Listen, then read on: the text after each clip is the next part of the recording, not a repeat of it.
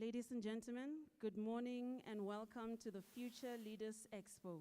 May we please rise as we sing the national anthem.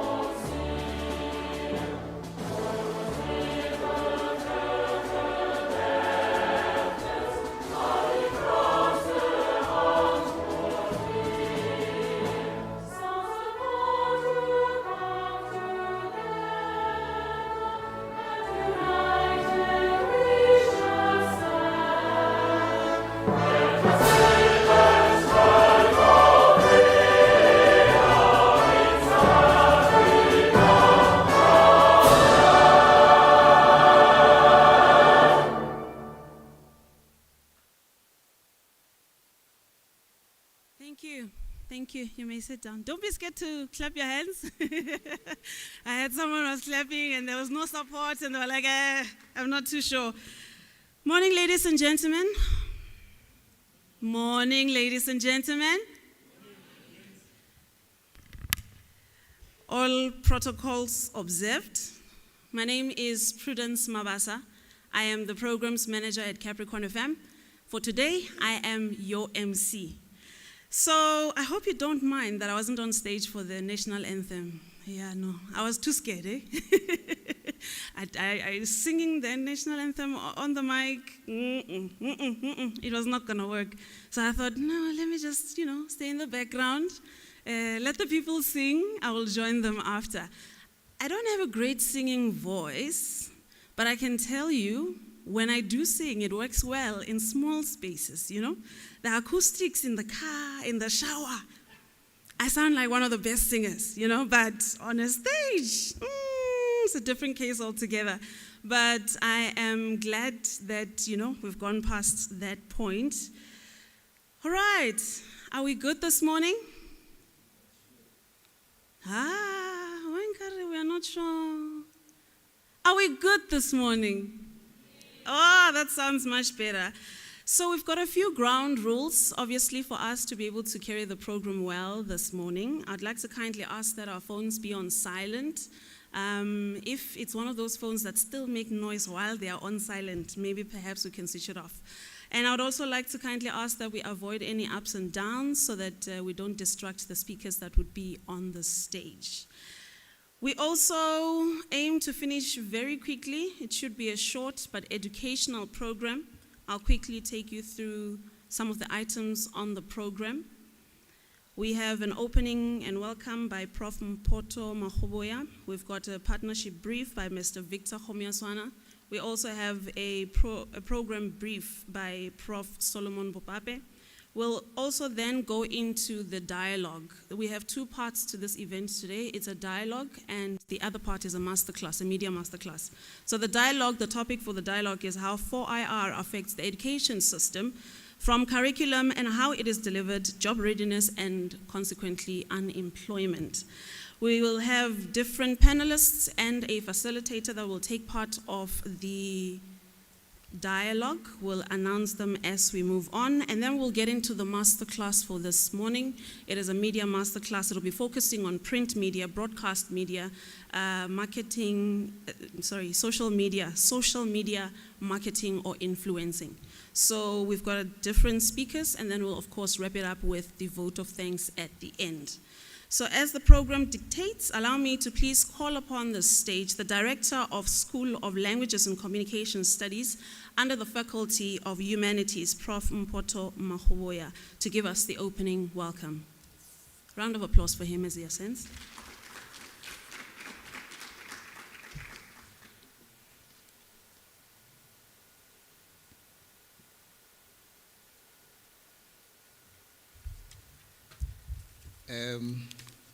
Thank you very much, Prudence, Program Director.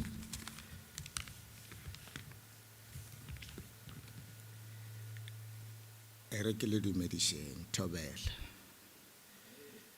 Awushin, Minjan. Okay, thank you very much. Let me take this opportunity and formally greet you. Greetings to the chairperson, Prudence, the university management present here. Let me single out Victor, Mr. Victor Homeswana. You know, when this whole thing started, we were at cafeteria. I think it was lunchtime. Mr. Homeswana came to me and Professor Babi down there, and ideas were knocked around. And because Victor is a man of action, here we are today. It has come to fruition. And thank you very much, Mr. Homeson. Let me also extend my heartfelt greetings to the student leadership present here, Capricorn FM management, our distinguished guests. I see the legend and the veteran, Professor Matata Tsedi. Thank you for honoring this occasion, Prof. Colleagues in this university, the University of Limpopo, and specifically from my school, the School of Languages and Communication Studies, and we have a department, we call it DCMI, the Department of Communication, Media, and Information Studies. It is the department that is currently, it is the one actually that is, hosting this occasion, as it were. I'll also want to greet our students because they are our clients. They are our clients, and we are here because of them. Ladies and gentlemen, I greet you.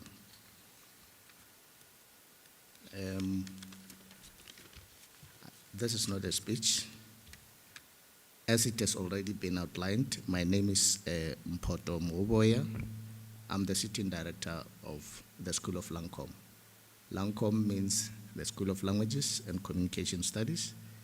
I want to say, ladies and gentlemen, that today I'm very much elated. I'm actually enchanted and overjoyed to see this idea coming into fruition, as it were. It gives me great pleasure. The School of Languages and Communication Studies here on campus, it's housed in the new K Block building on the 1st, 2nd, 6th, and 7th floor.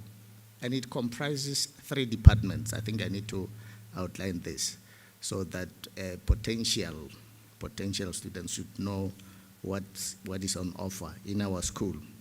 We have the Department of Languages. That is the first department in the School of Languages and Communication Studies. And it offers English as the core module. And our 3 indigenous dominant African languages in this part of our province. We have Northern Sotho, we have Chivenda, and Xitsonga. There's also performing arts as a qualification. Actually, in our school, in the School of Languages and Communication Studies, we have 8 qualifications which are reviewed from time to time in order to enhance their responsiveness to the market, to the community. We do that from time to time, as it were, in order to keep them relevant to the market. So 7 out of those qualifications are 3-year degrees. One, the 8th one, which is information studies, it's a 4-year degrees. And mark this, all of them are accredited. Let me repeat myself, all of them are accredited. It means this comes from us as academics, reviewing them from time to time. The second important department is DCMI, the Department of Communication, Media and Information Studies, whose head is Professor Bupape. Professor Bupape is going to speak after me, and he's going to speak at length about it. And at the center of the department, you see it's media. It is media. Media is a program, and we are here because of media. Professor Bupape will outline it further, as it were. Actually, this media as a program which is hosting this event. The last one is LTI, Linguistics, Translation and Interpreting. So you can see that in our school, we have these programs, these departments, which are interwoven, which are interconnected. You know, in academia, we use the word interdisciplinariness. They've been grouped together precisely because of their interconnectedness.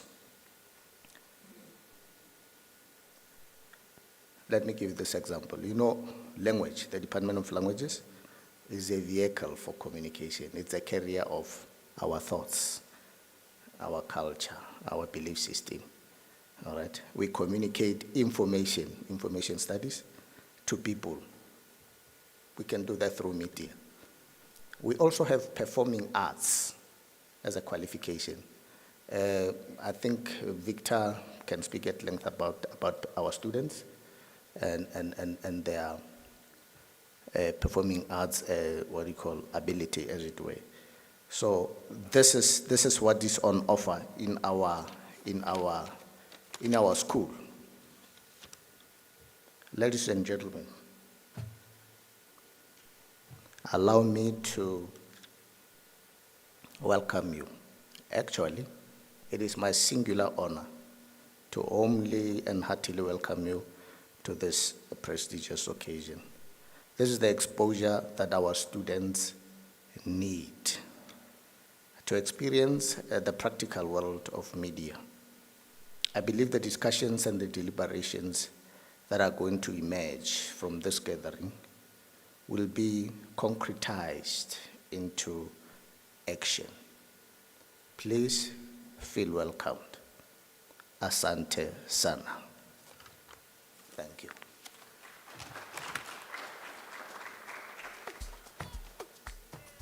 Thank you very much, Prof. Now that we are welcomed and we know that the dogs are changed, or well, in this case, there are no dogs, I guess it's fitting for us to then look at what it is or how it is that this union between Capricorn FM and the University of Limpopo came about. And the man of action, as Prof. Mahuboya said, is the one that's going to take us through that. Please help me welcome Mr. Victor Homyaswana, the Director of Marketing and Communication right here at the university.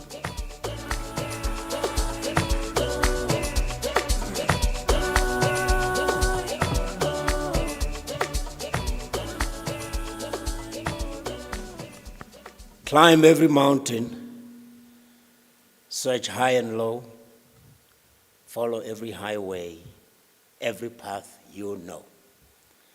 Climb every mountain, ford every stream. Follow every rainbow till you find your dream. A dream that will need all the love you can give every day of your life for as long as you live. Program Director, professors from our Faculty of Humanities, specifically School of Language and Communication. Our honored guests here, including James Shikwambane, our blesser. We have blessers from Capricorn FM and MSG Africa particularly, some media house that I'm very proud of because it was born here in a roundabout way. We're very honored that you're back home to plow back, but plow back where it matters most. That's it. You and I go way back, and if we started telling the youngsters in this room in terms of years, they will start looking at themselves and wondering, what is life all about? But we appreciate somebody coming from the background that you have. You tell me you've moved on to farming now. But once a print media journalist, always a print media journalist. I'm sure every time you see stories being reported, you wish you still had your typewriter, your Olivetti typewriter, or I don't know which one you used to file your stories with your Tipex and your Cyclo-style machines and whatever you used to file stories back then. Ladies and gentlemen, especially the students, our media studies students, the lines I opened with are from a song called The Sound of Music. No, not a song, a play called The Sound of Music. And the reason I chose it is that the play was written by a pair of writers called Richard Rogers and Oscar Hammerstein. They wrote it in 1959. Now, what's special about 1959? Does anybody know? What's special about 1959 is that this university was founded in 1959.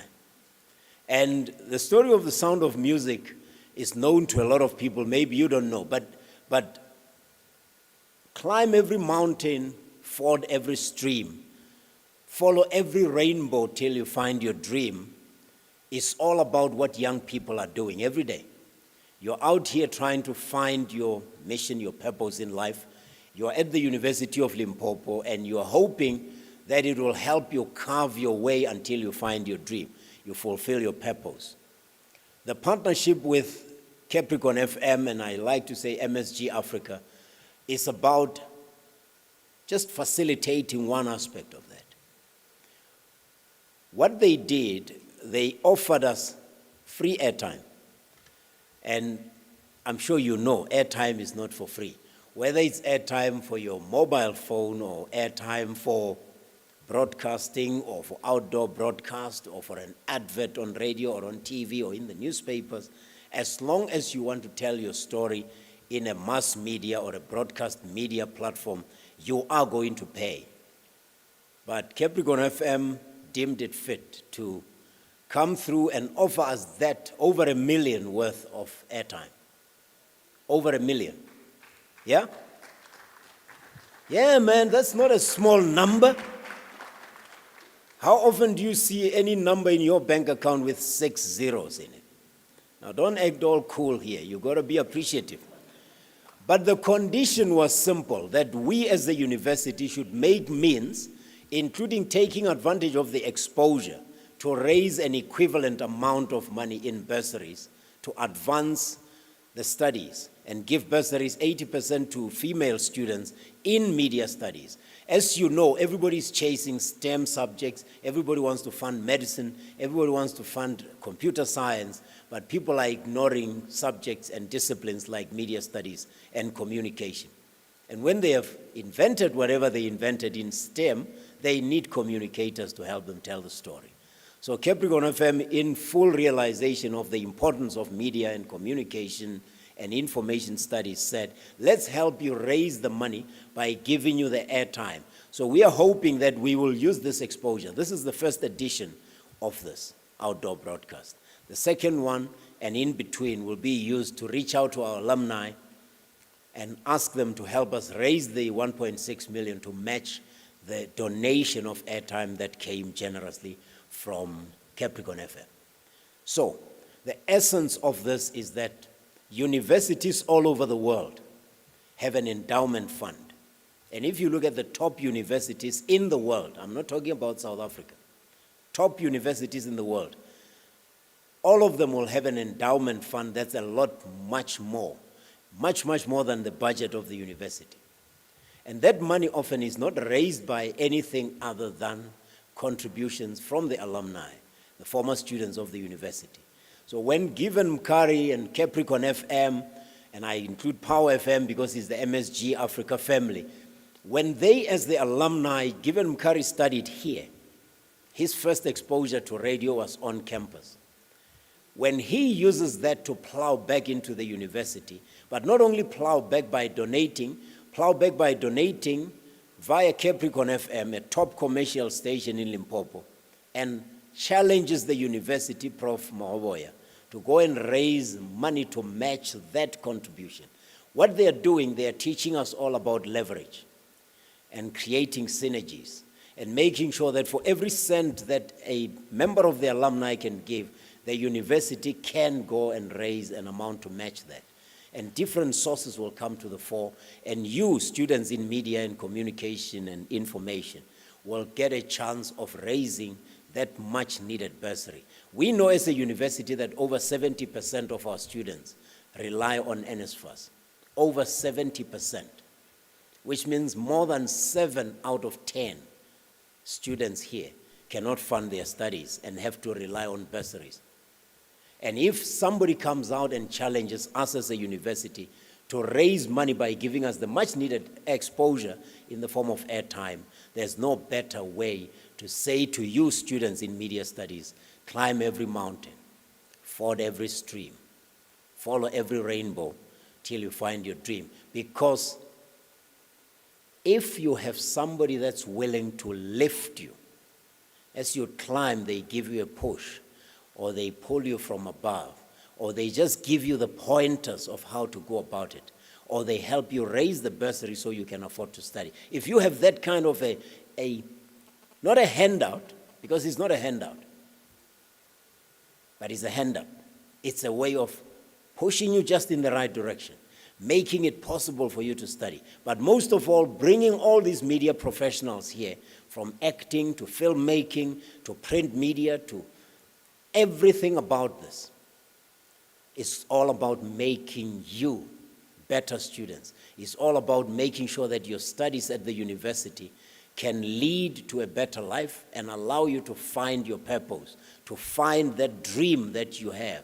Don't be scared. Whatever dream is put in your mind or in your heart is put there because you have the means to achieve it.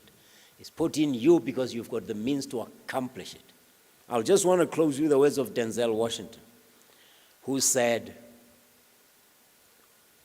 true desire in the heart for anything good, and every word counts in this, true desire in the heart for anything good, Denzel Washington says, is God's proof to you that it is yours already. You just have to go and claim it. Any desire in your heart for anything good that you have is God's way of proving to you that you already have it.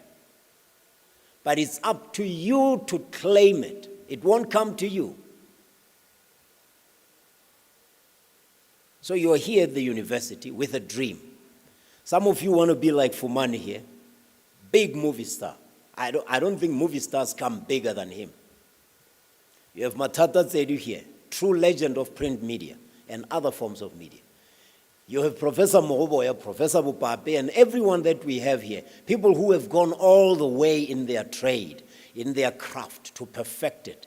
And they're here to you saying, climb every mountain, ford every stream, follow every rainbow, till you find your dream, because you have the Capricorn FM, you've got MSG Africa, you've got all these legends and icons of their industry who are ready to come and help you through. When they say ford every stream, a ford is the part of a river where you can cross. Okay? So if they are happy to find a way to lead you to the ford, they are happy to push you from behind, they are happy to give you the pointers and say, go this way, avoid this, climb. That's the way you should just make sure that, as Denzel Washington said, you go and claim that which is yours already, because it's a desire that you have in your heart. Thank you very much, Capricorn FM. Thank you very much, MSG Africa. And good luck to you, my students, because this is about the only chance you might have to climb that mountain. Thank you. A big thank you to you, Mr. Khomiaswana. So at least you have a little bit of a background now as to how this relationship was forged. We'll now allow for the HOD of Media, Communication and Information Studies, Prof. Solomon Bopape, to come share with us a brief program brief rather. Round of applause as he comes.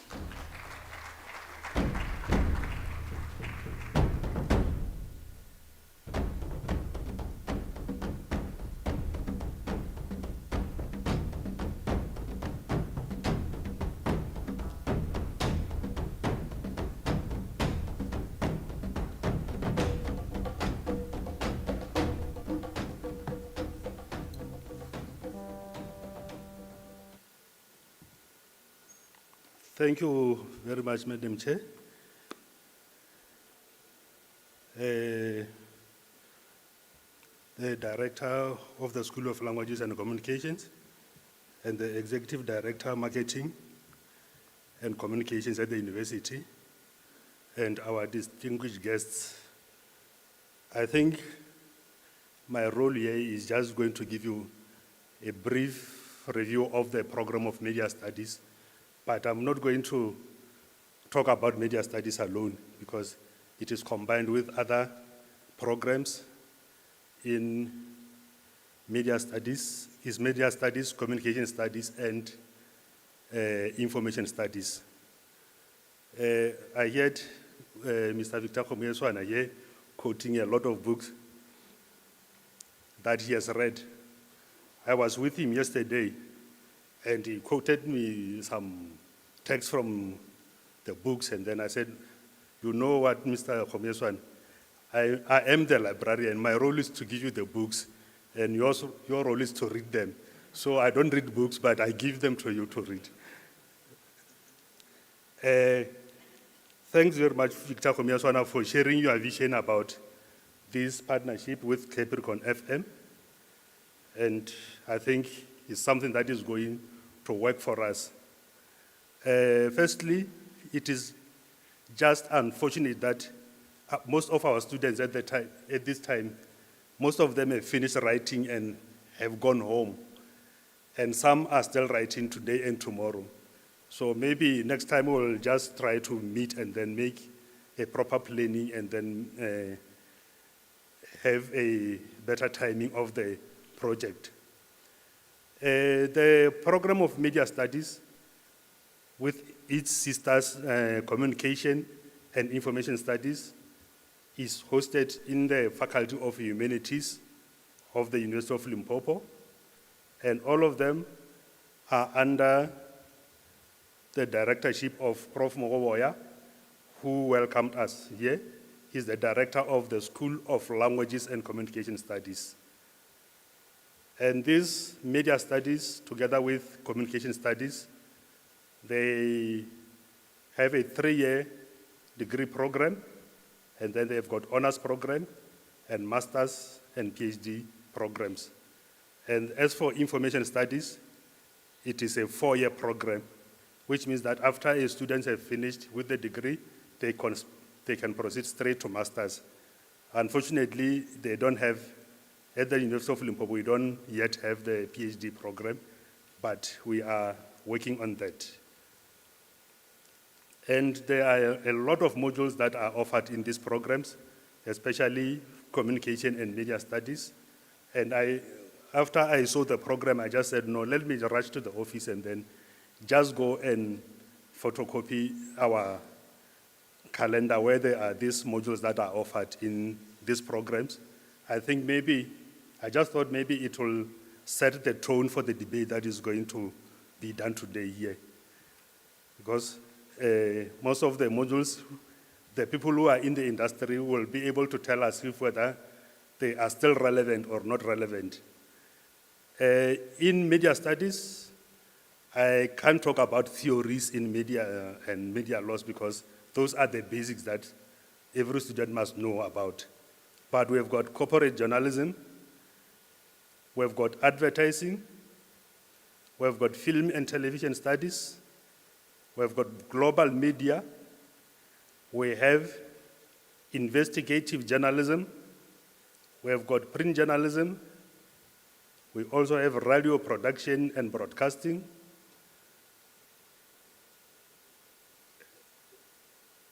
and I think that's all the most important programs that we are having at the moment at the University of Limpopo in media studies.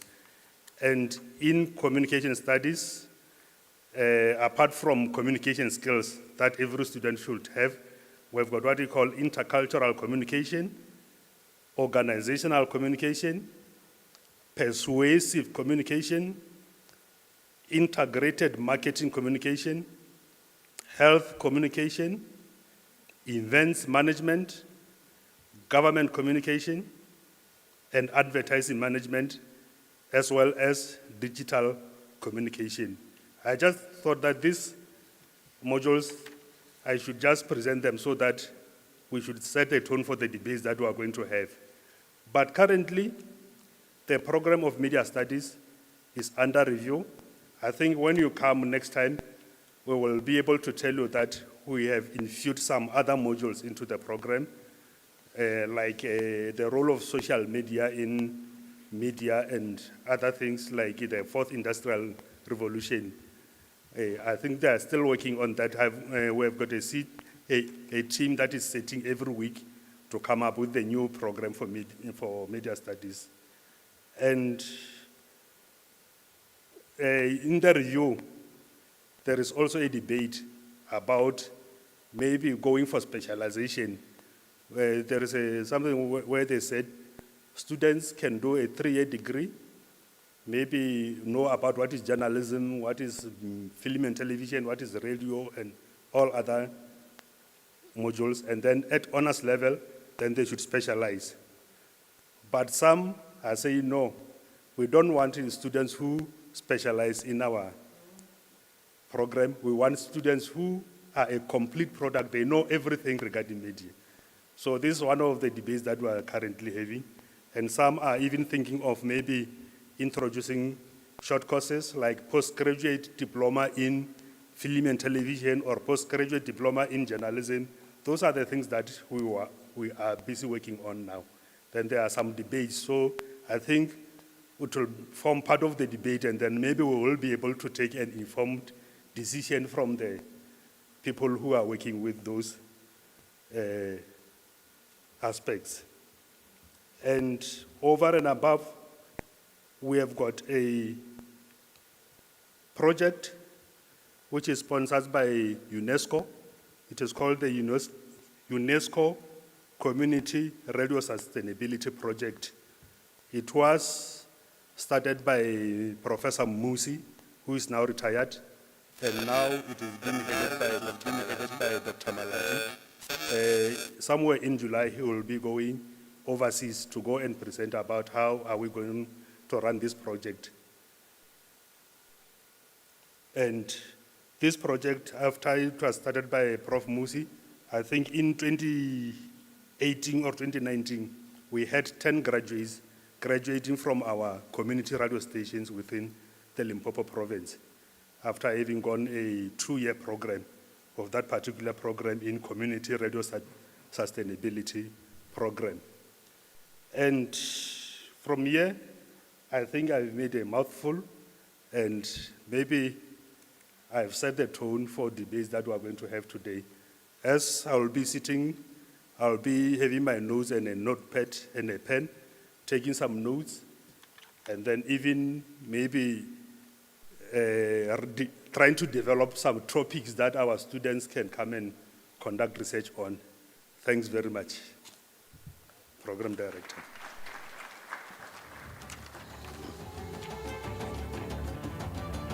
Thank you, Prof. I'm happy to hear that we're making progress in that regard. I had a conversation with Prof. Musi the last time we were here. I can't remember what was happening, and those are some of the things we spoke about. So I'm quite happy with all that is happening. Ladies and gentlemen, we are now moving to the first part of our program, which is the dialogue. Now, this is going to be a panel of experts that are going to be sitting on the stage, and they're going to be talking under the theme or under the topic, how 4IR affects the education system from the curriculum, how it is delivered, job readiness, and unemployment. We have 5 panelists on the dialogue. Allow me to call upon the stage the first panelist, Mr. Vincent Mukoka. He is a PhD candidate in agriculture. Please give him a round of applause. The second panelist for today, Ms. Masilo Jacqueline Malachi. She is master's student in media studies. Please give her a round of applause as she ascends the stage. Then we have this next panelist. I recently met him at an event in Polokwane. He offended me as a woman, but in his defense, he gave a disclaimer and he also apologized. But what he was saying was the painful truth based on certain preferences that women today have when it comes to beauty. I remember I held my tongue for majority of that conversation, but today I have the honor and privilege to introduce him to you, and I'm glad the conversation today is not based on Africanism, so I won't have to bite my tongue. But I'm also glad we meet again. Our next guest is an associate professor, lecturer, research supervisor at the Department of Computer Science right here in the University of Limpopo.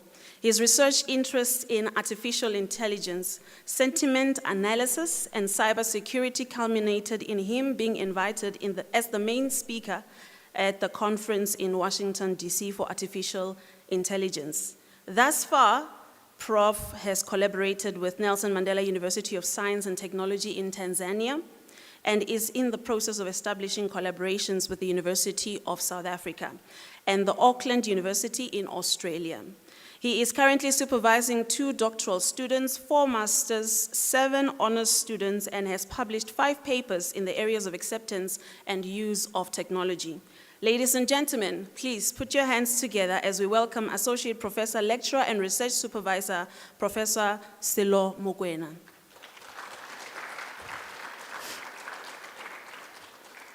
The next speaker I also happened to have met a few weeks back as well. He was the MC doing my job at this said event. When I called him recently, he said to me that I must Google him. And I did. I hope you have your phones ready to Google him too. I'm just kidding. I will tell you all about him so you don't have to Google. You can Google after.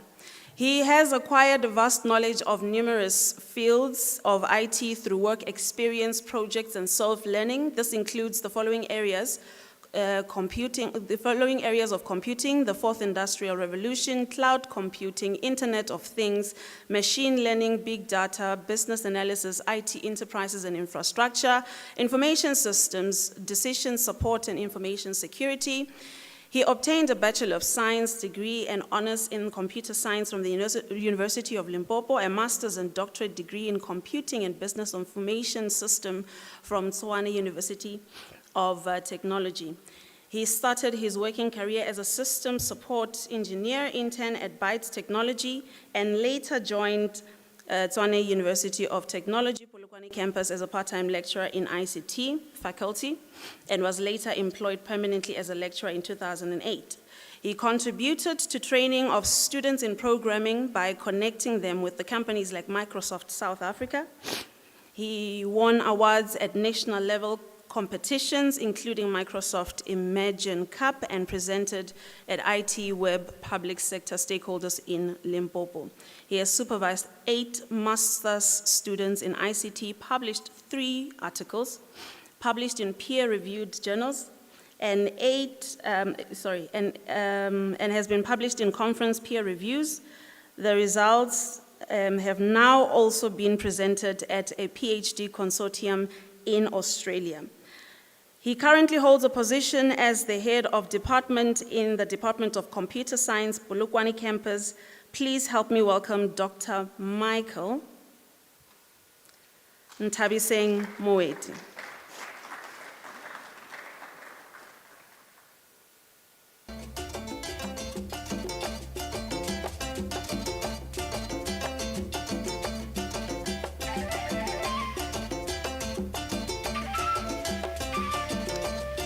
Thank you. We move on to the next panelist. This next speaker is an avid conversationalist and he's a very passionate speaker. I recently also met him at another event in Polokwane.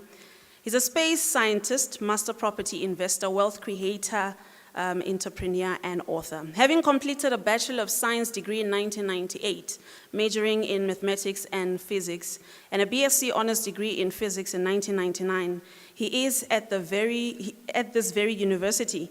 He then went on to do a postgraduate diploma in electrical engineering at Stellenbosch University in 2000, where he was trained by lecturers who were part of the team that built the first South Africa satellite that was launched by NASA in 1999. As a proud beneficiary of the South African government's intervention to train science graduates from previously disadvantaged universities in satellite engineering. He became a master property investor in May 2017 after working his way up from being a professional property investor since 2005 under the leadership and training of Dr. Hannes Dreyer and his Wealth Creators Mentorship Program, among other programs and teaching, which also led to him becoming a wealth creator entrepreneur in 2010. Today, he is a science engagement manager at the Earth Observation Division of the South African National Space Agency, master property investor whose entities control passive income producing investments, wealth creator entrepreneur who actively converts energy from one form to another in the knowledge economy, and a group CEO of Deneo Group operating in the SADC region. He is the author of a book titled Thriving in the Fourth Industrial Revolution, Beyond Survival, released in 2019.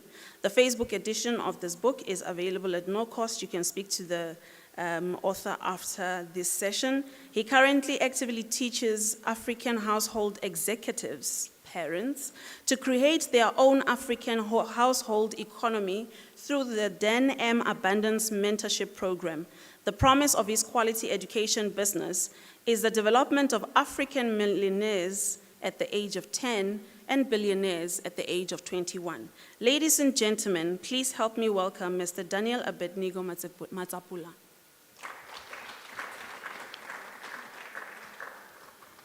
So that makes our 5 panelists for today, and I will be retiring and handing over to the facilitator for this great dialogue, who is a senior lecturer right here at the University of Limpopo, where he teaches communication and cultural studies. He holds a PhD from Cardiff University, Wales, where he was a Commonwealth scholar and a teaching assistant. His academic work has been published in both local and international journals, investigates the ideological discourse of transformation and empowerment in South Africa. He holds a master's from Newcastle University, England, where he was a member of the School Student Council. His political views have been featured in mainstream South African media as political analyst and columnist. Ladies and gentlemen, please welcome the facilitator for this wonderful dialogue, Dr. Meji Mahuboya.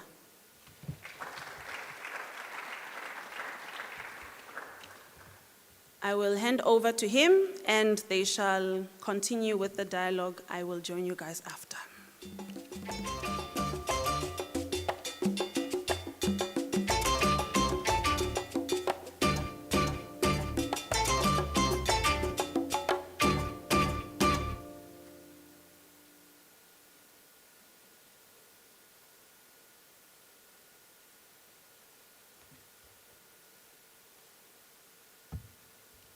Good morning, ladies and gentlemen.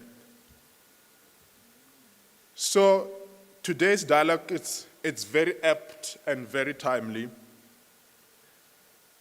And I would like to start by introducing the topic and how I would like us to proceed. I'd like us to look at the question of Fourth Industrial Revolution, curriculum, and employability in the context of South Africa's political economy and culture. Because I believe that nothing in society, as Victor Khomeswana says, it's not an accident.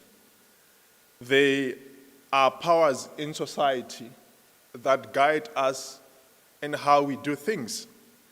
So we have the political economy, which frames the concept of a university. Because universities don't operate in a sky, they operate in a context. And that context, it could be cultural, it could be political. And in the context of South Africa, universities are much, to an extent, a microscopic expression of neoliberal capitalist economy. And that fits into what do we mean by curriculum. In many spaces, or those of which you have done education as a course, curriculum or a curriculum or curricula can be described in 4 categories. Firstly, curriculum can be seen as something that you deliver as a product to students. Or it could be content, or what people name knowledge, that when somebody says curriculum, they're talking about syllabus. And curriculum can also be looked at as a process. How do students go through the process of education, which in the end constitute what we call curriculum? There's curriculum as praxis, which entails mostly the practicum aspect of education, as well as how do students engage with the mechanisms of power that govern the society in which they exist. And parallel to all these things I've mentioned, there is a concept of fourth industrial revolution. And I would like my panel to speak about this concept within this context, because I do not want us to look at fourth industrial revolution as a technical aspect that is divorced or decontextualized or to an extent apolitical, because I believe that everything in society is about politics, and it is politics in itself. Fourth industrial revolution is a political project because it moves people. When we talk about employment or unemployment, we talk about the outcomes of various mechanisms of society and how they produce winners and losers in society. With those few remarks, I would like to start the conversation. I was not given the style to which I'm going to run this, but I'm just going to start from here, starting with Professor Sello Mokoena to give us his remarks on the topic. Firstly, I would like, as you start, because for most of us, the concept of fourth industrial revolution is quite new, even though for many people it might seem that is a mainstream concept. But for many of us, it's still largely a new concept. I would like you, in getting into the topic, please briefly give us some foundational definition of the concept and take us deep into how I've described the concept of curriculum. I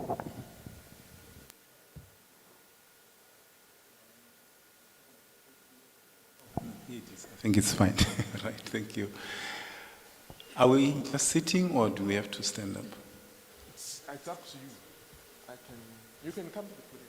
Okay. But you can just sit here. Yeah, I think, let's maybe sit, yeah. Good morning, ladies and gentlemen. I'm a computer scientist. So for me, when it comes to computers, computer applications, we basically have two sides to it. The first side is for us who learn and ultimately develop the technologies. And then on the other side, you have got what we refer to as end users. And often when I listen to people talk about fourth industrial revolution, I often sense some kind of confusion that sometimes people think that to participate in fourth industrial revolution means that you should be able to develop the technology.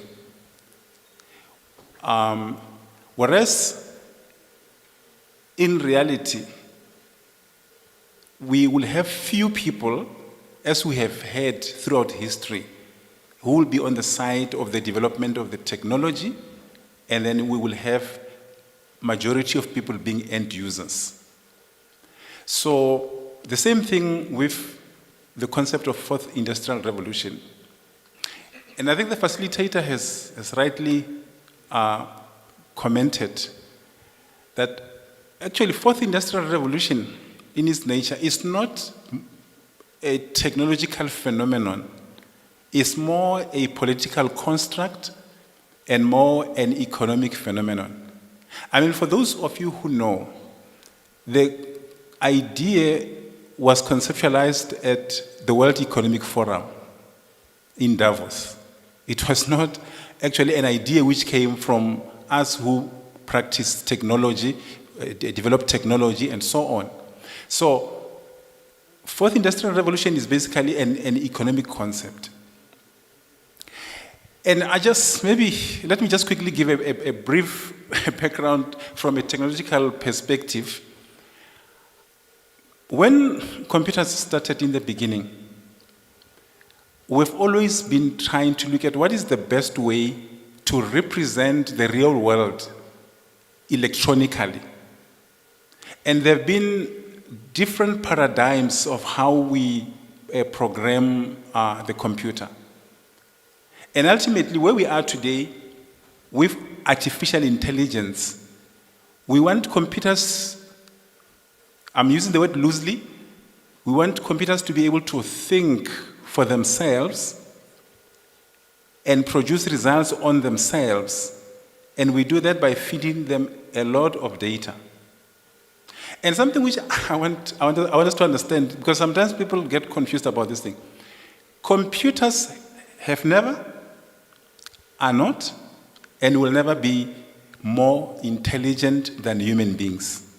And that's why we talk about artificial intelligence. Remember, what the computer has been able to do is just to be able to process data much faster than we can do as human beings, to remember the data more, and that we can actually store more of that data, which we cannot handle at the rate at which the computer can.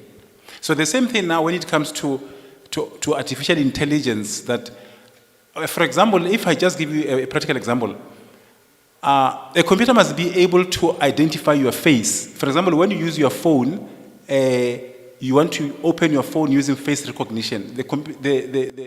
Your cell phone, which is basically a computer, must be able to recognize your face. And there are certain things that the computer does to learn your face and so on. And there are some people actually who really, really struggle with face recognition, because the faces that have been fed in training the models for face recognition are mostly Caucasian or white faces. And some black people actually really, really, really struggle. And another thing also, for example, which is a very interesting phenomenon, when it comes to face recognition, sometimes the computer is not able to recognize the face of a black woman. It will actually mistake it for a man and that kind of a thing. And that is because the machines are learning, but they cannot learn at the rate at which we learn as human beings. I mean, if you take a small child and you show the child that this is a face, you can distort that face and put it in different forms. The child will be able to recognize that face because of how we actually learn. Okay. Now, what I want to say pertaining to curriculum in terms of how we look at the fourth industrial revolution, I've already said, we don't expect everybody all of a sudden to come and learn how to program computers and so forth and so on. But ladies and gentlemen, the most important thing is with computers is a question of automation. How can we do things fast, and how can things just be done quickly? Now, for curriculum in particular, and it's a pity, I mean, I'm a university lecturer, but we are aware that the advances that we have in technology and many other fields are not from university graduates most of the time.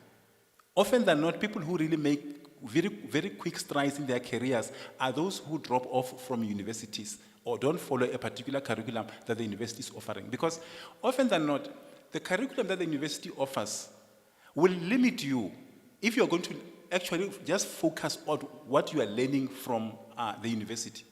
So now, what has actually happened with the fourth industrial revolution, that's where our technology is the democratization of knowledge. So that if you want to make much quicker strides, you have got vast amounts of resources that you can use to learn and to go deeper into the area in which you are actually interested. Because if you're going to allow yourself only to be confined to the curriculum of the university or the syllabus that the university is actually offering, you will actually make very little progress in your career. If you want to move much, much faster, you have to liberate yourself, and technology actually is there to help you with that process of liberation.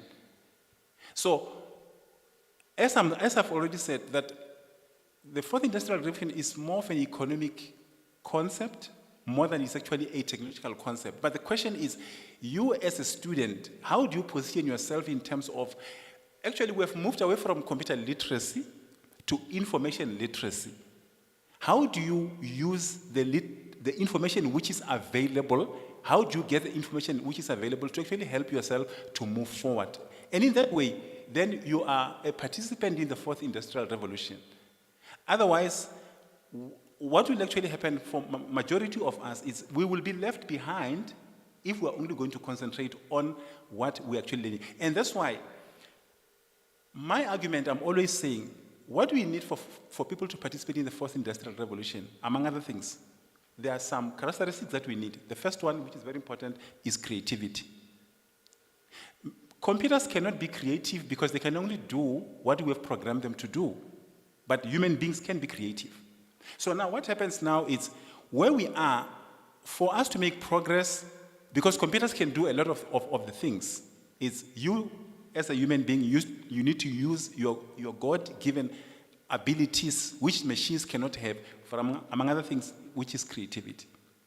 And another thing which is very important is we must be lifelong learners, which is very, very important for us to participate in the fourth industrial revolution. Okay, those are my comments. Thank you. Thanks, Prof. You said something interesting about curriculum as to an extent as a limitation, and having dropped out being the people who are in the forefront of developing skills and technology and whatnot. With that, I want to bring Dr. Mike. So building on that concept of curriculum as a potential limitation, how should universities respond, maybe through curriculum, to this concept of the fourth industrial revolution? Thank you, MC. Good people, I just want to not only build on the topic, I want to tell you something, and then I know I'm doing it intentionally because I wanted to engage and to relate. Okay, Professor Mokoena was head of department at Tshwane University of Technology, and then when he moved to University of Limpopo, then I became the head of department. So I took his position. I want to tell you something, why I'm saying that. He supervised me when I was doing my PhD. But one thing, which me and him, I didn't want to do the PhD because I felt like I don't want to be, those doctors. Have you ever, as a young man, you go into a professor's office or a doctor and you feel like this man is like a walking book, like they cannot, relate to us. And I felt like I don't want to be like that. And of course, me being in the field of technology and then the live social media, I felt like I want to enjoy my time. still want to participate in the world. And I feel like, maybe being a a philosophical doctor is going to take that joy. You know, I still want to drive certain cars and go to other places, but the life these professors and doctors are living, it's not for me. You know, I felt like that. Now, I studied here. I did computer science here. I graduated on the stage. I worked 2 times my degree and my honors. But the funny thing is that even today, I'm moderating some of the papers. They are still the same papers that I've done. Like I graduated in 2005, you can calculate how long. Fourth Industrial Revolution is here now. Then what is happening to that? How does that move, you know, from there to where we live? Prof said we need critical thinking. Is there any critical thinking in there? Because those are the things that we have studied. And then machines came in, robots are here, they are taking our jobs. Because I can tell you, when we introduced in the hall, our professor said, he doesn't believe that now we can teach people without seeing them, because teaching or educating is about influence. I believe, in those ways. But now, even the presenters of the radio, the content can be delivered without even seeing the presenters. They are introducing themselves here, and then we start seeing them. Radio was like that. People used to learn from radio without even seeing them, but we still follow the radio. What is the currency now is the data that we use. What you feed in the machine is what is going to be profitable or not. Machines, ladies and gentlemen, came in, they took our jobs. Fourth Industrial Revolution is that we have tools that makes this fourth industrial revolution, like machine learning, AI, and so on. What they do, a robot can learn everything that you're doing. You see, I have a man now who's taking pictures. He's taking pictures now as I'm speaking. We can have a robot which is got cognitive technology. When I move around, it takes pictures. So then what happens to that man? What happens to that job? And these are not included in our curriculum, because the curriculum is still, it's like it cannot move, and we're expecting, our student in the future to be able to adapt into what is currently happening. My confrontation now to the curriculum designers and so on is that we cannot leave, because technology took our jobs in Eastern Cape. Let me tell you, because the farmers realized that, okay, these guys, when we pay them month end, they know they will come to work on Wednesday. Then what do? You have technology, you have drones. Drones look at the crops. They have this technology called IoT, most of you know, Internet of Things, where the drone will go and capture every data in the farm and then send data to the farmer. And the farmer, when he looks at, okay, there are some animals which are eating some of the crops. What do I do? Because someone did not come to work. That's how someone started thinking and being creative and started producing certain things.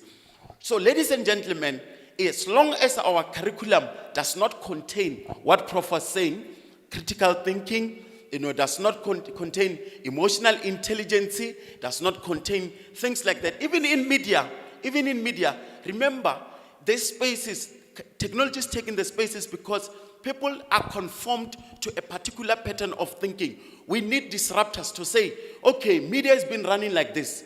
How can now we come in and change the way things are done?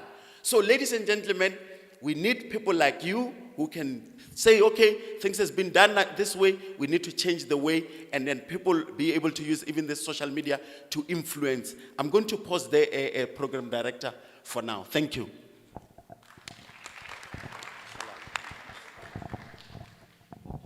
Thank you very much, Ntate Moeti.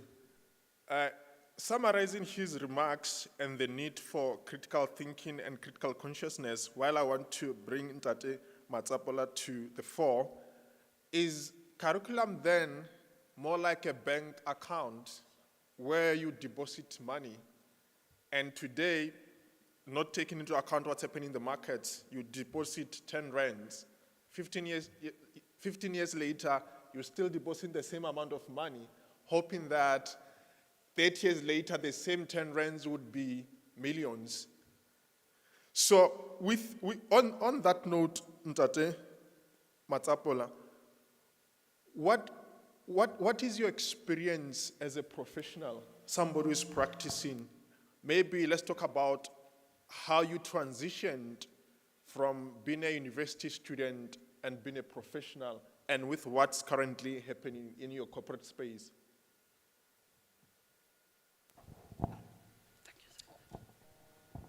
Thank you, Program Director. I also graduated on this stage. So I didn't realize at the time that to get a university degree, I didn't even have to think. No, I didn't have to think. It's like cooking a meal. There is a recipe, you follow the recipe in the exact proportions recommended, you get a university degree. Follow instructions. All right. So, of course, my parents sent me here, so I needed to deliver the results. And between 1982 and 1999, and I left here with an honors in physics. Throughout all those years, and a signature of a scientist is the ability and capacity to ask questions, especially uncomfortable questions. I never asked the question, what exactly is education? I never asked that question. So we live as graduates, go naively into the world of work shortly after the transition in 1994. So we find an industry that is controlled by forces that have been in charge for many, many years. So the momentum is still very, very huge. I was privileged to be part of government interventions to introduce young black graduates from previously disadvantaged universities in fields of strategic importance. So I went and studied satellite engineering at Stellenbosch University and learned about things called satellites that are orbiting around the Earth, giving us tons and tons of information that helps us make informed decisions.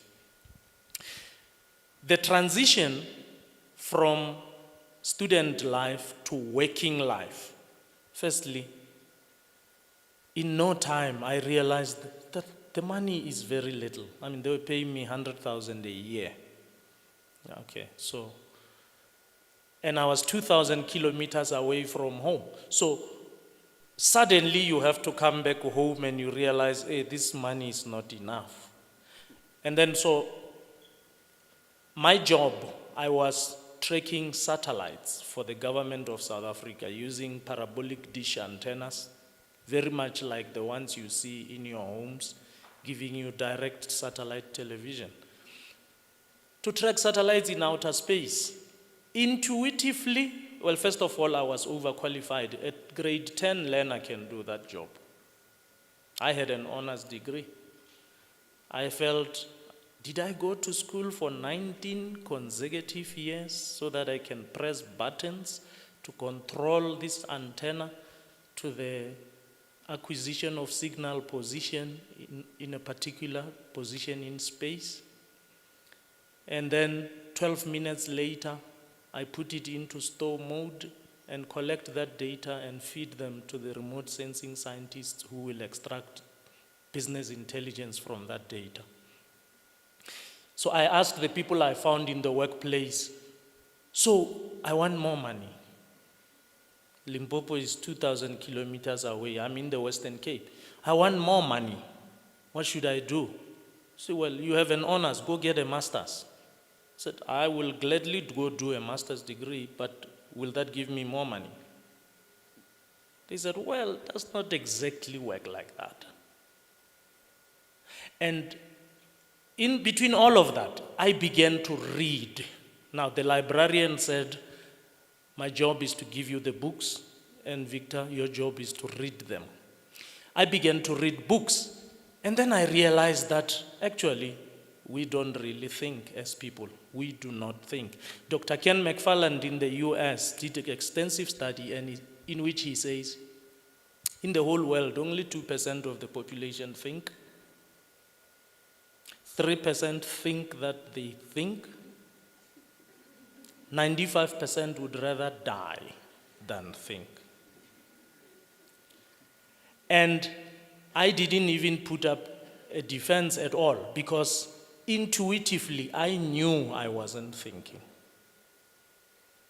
So I started to challenge myself to say, wait. We were programmed. Go to school, get good grades, graduate from university, and look for a good job with benefits. Well, I had a job that my parents would have killed to get in a province they have never even been, Western Cape. Kiyosaki, Robert, author of Rich Dad Poor Dad, began to challenge me and say, well, see, you were programmed with a setup that maintains the status quo. See, you were trained to work for money. And what the fourth industrial revolution today is showing us is that working for money is a bad idea. In fact, to all the students who are gathered here, I'm going to say categorically to you, please do not work for money. If you ever take up a job, make sure it's what you love and enjoy doing. So at the Space Agency today, I have my dream job. I talk to people. I don't sit in a temperature-controlled satellite ground station and press buttons to track satellites in outer space. I talk to people about how space technology is improving and enriching life, and how we can take the innovations that satellites provide us to enrich the traditional businesses we've been involved in, agriculture, tourism, even mining. These are the pillars of Limpopo's economy. But a new economy is emerging. It's the knowledge economy. I don't work with my hands, I work with my mind. And one of the most fundamental activities that I should get involved in, and I encourage you to, is to think. It is to think. Robots will do a job faster, more efficient than humans do. We sit with 50 years archive of satellite imagery. Try extracting it using your mind alone without the tools. Computers today allow us to use artificial intelligence to extract business intelligence from huge archives of data. Now that is powerful. Now why would I pay a human being when a robot can do the same job faster, cheaper? So in a nutshell, I have also realized something, that the job that we get is a starting point, but not the end in itself. I get paid to mind the government's business in outer space, but that's not my business.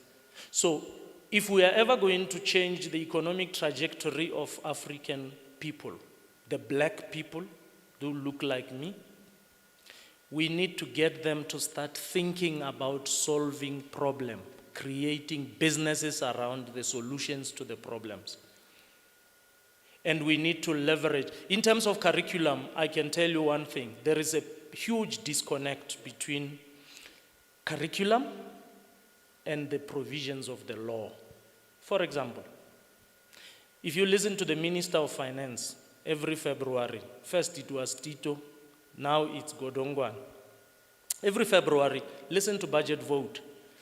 A newborn child who was born on the 1st of March 2022 is entitled to earn tax-free over 9,500 rand, tax-free. In South Africa, less than 3% of the population know how to do this. And I'm among them. The only reason I'm among them is because I learned. I went to school. What kind of school? A different kind of school, after school. See, here we come, we learn physics, we learn mathematics, and we go and work at the CSIR, at the Space Agency. But now, we are working there, getting income. What problem are we solving? We are removed from Limpopo to Gauteng, Western Cape, where the industries traditionally are. What are we bringing back to this province in the form of industries? So an intern today gets paid less than a child who was born on the 1st of March 2022.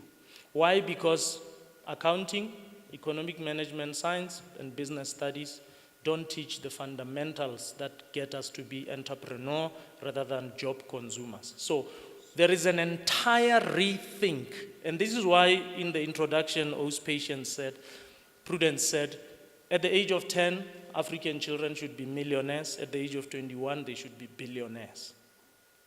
And that is the curriculum I have redesigned as the CEO of my group of companies. Education has to take a complete rethink. We are training people to repeat information and we become parrots. But we are not solving problems. One indicator that education is not effective is when the problem persists. You go get honors, masters, PhD, the problem still sits and laughs at you. I am still here. So, thank you for the opportunity. Thank you very much. I would like to bring Ntate Mukoka or Da Vinci to the fore, but before I bring him, I want to ask him this. Is the curriculum designed from your experience in the way that encourages critical thinking, or is it some form of a factory in which students of different qualities and background and personalities are supposed to comply with the same system? And if that is the case, how does that help us to respond to different socioeconomic crises in society? And how does that do to people? Because one of the important things that education must do is to be culturally responsive to individuals' personal circumstances. And if that is not the case, one educational scholar says, if education is not liberating, the desires of the oppressed is to be like the oppressor, which means that majority of us, if we are not educated differently, as Ntate Matsapola has said, we just want to be like the oppressor. I would want to solicit your remarks in that regard. All right, thank you very much. Greetings, fellow students. Well, let's start here, right? I'm of the opinion that, well, let's talk revolution. The minute we are talking about the revolution, we are to some extent insinuating, let's call it a metaphorical death, right? That every technological advancement that has ever happened in the history of humanity was in response to a need that we have as a people. So what we are referring to right now as the fourth industrial revolution is merely a signpost that humanity has reached a certain level whereby there are certain things which we no longer cope with, which means to a certain extent that the revolution is not merely industrial. To a large extent, it's a conscious revolution, which means as people, we need to transform our thinking to a level whereby we can deal with the problems that arise. Now, to the point of education, the higher you go in the circle of education, the more you realize that the greatest learning happens outside of the classroom. So I don't think the curriculum is, well, we could have a better curriculum, but I think if each and every student understood the assignment, which is the education system is developed to help you learn how to think, learn how to articulate yourself, and learn how to interact with others. So if, let's say, for example, we look at the curriculum which has not changed in the last 5 years. I'm of the opinion that if a person who's intelligently inclined can go through this system and then come out more educated than a person who does not think critically. So I think to some extent, part of the issue is that we're looking at the fourth industrial revolution as something which is distant from us, as something which is occurring there rather than here with me and you. So I think to my fellow students, right now when you are receiving an assignment, they say, write an assignment on 1, 2, and 3. If you look at it as a way to get marks, you are robbing yourself of the opportunity, which is integral in my opinion, which is the opportunity to learn how to put your thoughts together and then produce a product. So I think that's, to some extent, that's what mainly the issue is. That we have a lot of people who are quite intelligent, but to some extent, that intelligence has been masked by what we are referring to as the curriculum, which is also a byproduct of something that we are doing. Who produces the curriculum? So I think to some extent we need to really revisit that and then start thinking about it in a different type of way. Now, in the direction of what I do in my field, I'm in applied ecology, which is a field in agriculture, which we basically deal with rangeland ecology. So rangeland is where we take anyone who's from rural areas know that livestock needs food. Where do we take our livestock? Into the bushes to graze, to browse, and all of those things. But now, if you look at what has happened just here at Mankweng, in 2008, that place which we call Maramadi Park and Mamadimo Park were potential places where our livestock could graze. And right now, that land has been repurposed into homesteads. So now, as experts in this field, then we need to still produce the same amount of food for people. The population is increasing on a daily basis.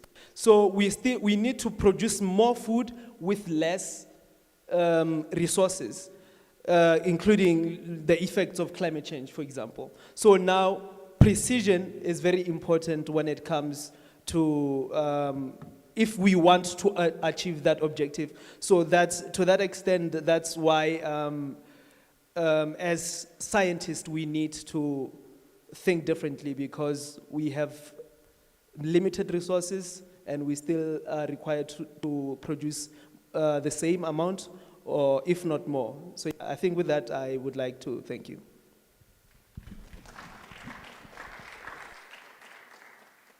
Thank you very much. Before I open a few minutes to the floor for questions, I would like to bring Malachi for a question. So Malachi, based on what the other panelists have said, what is it that our generation of students need to think about differently or need to do differently in order, for example, first to ensure that they themselves respond to problems that affect their society? Secondly, in order to deal with the issue of unemployment, because as we have said, unemployment is also an outcome of a political system that creates winners and losers. So for us, especially Black Africans, what is it that we need to do differently in order to reposition ourselves?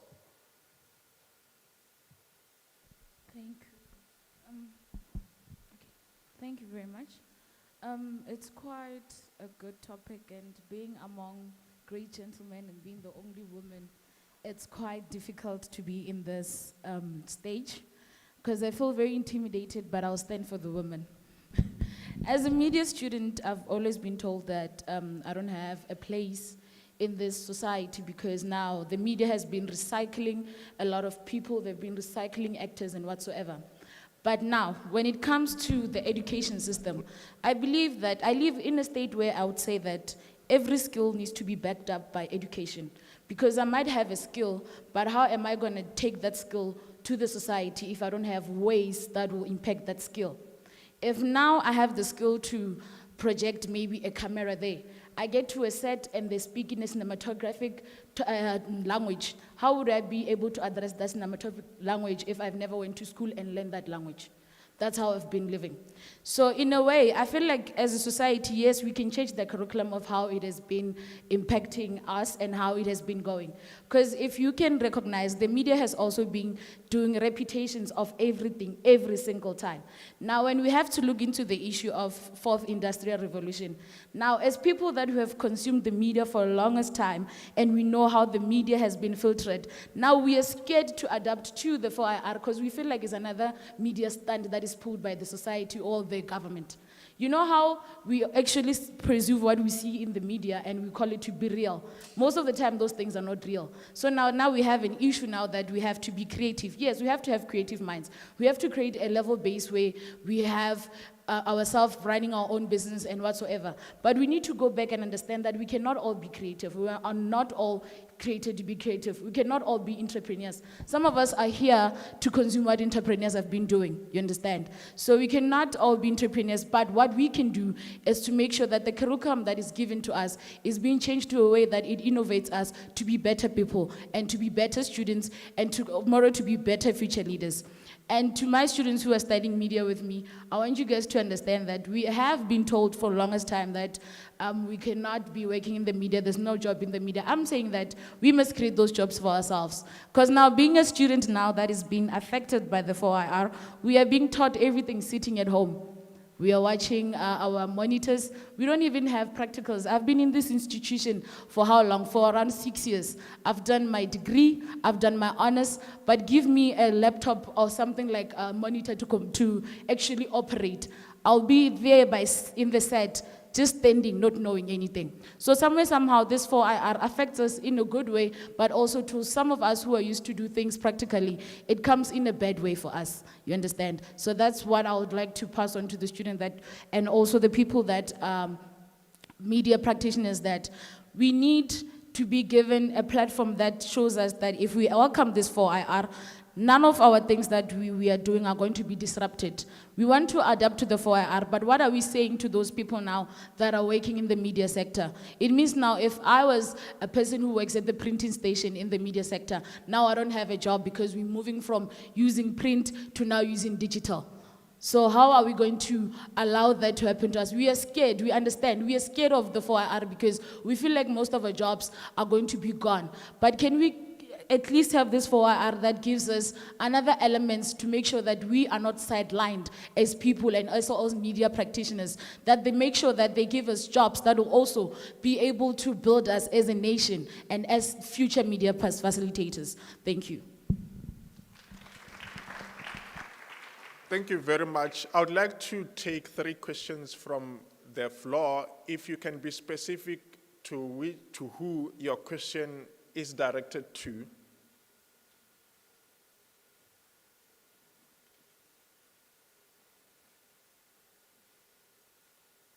While you are still digesting what to answer, I would like to bring Professor Mokoena to the floor.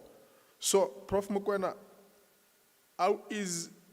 are universities just in their current form just a feeder of capitalism, or is it an individual thing that we need to do things differently?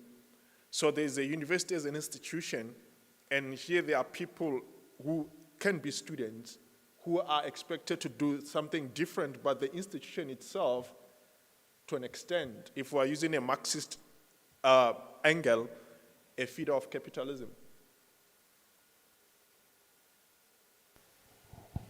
Yes, thank you very much.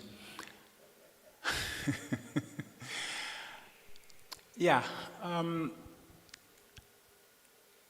let me just make a quick comment about the systemic problems that we have with universities. You know, a student comes to the university, we give them a curriculum, certain number of subjects that they must do, and they must pass those subjects to qualify for the degree that they are going to get. And the currency of the student is the marks.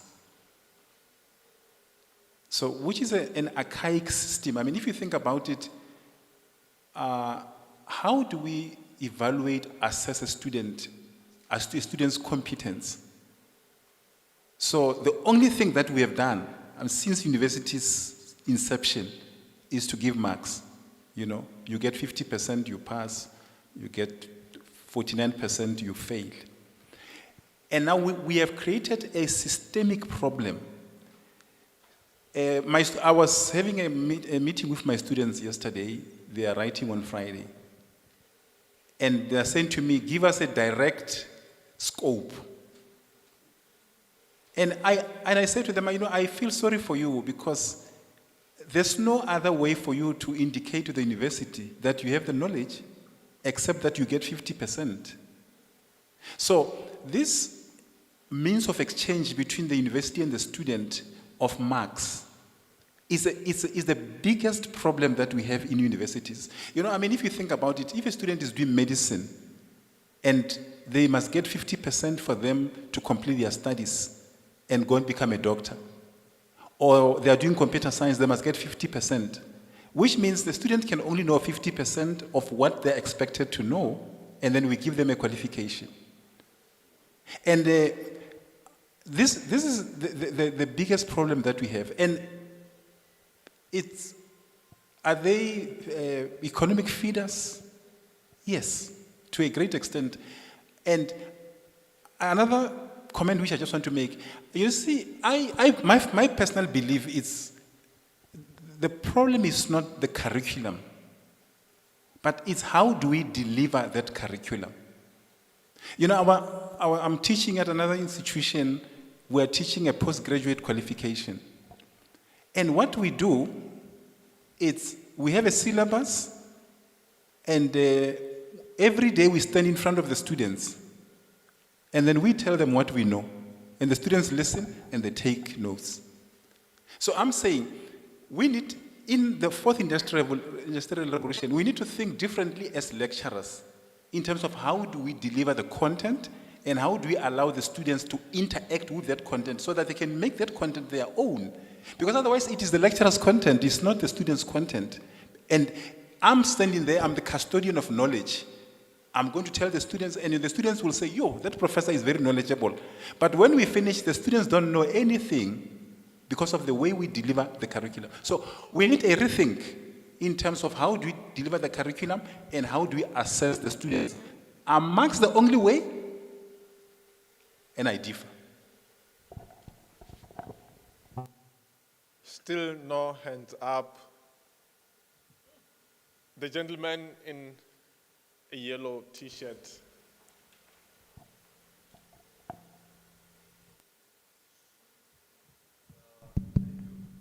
Actually, my question will be posed to the entire sitting there, not generally to a specific individual.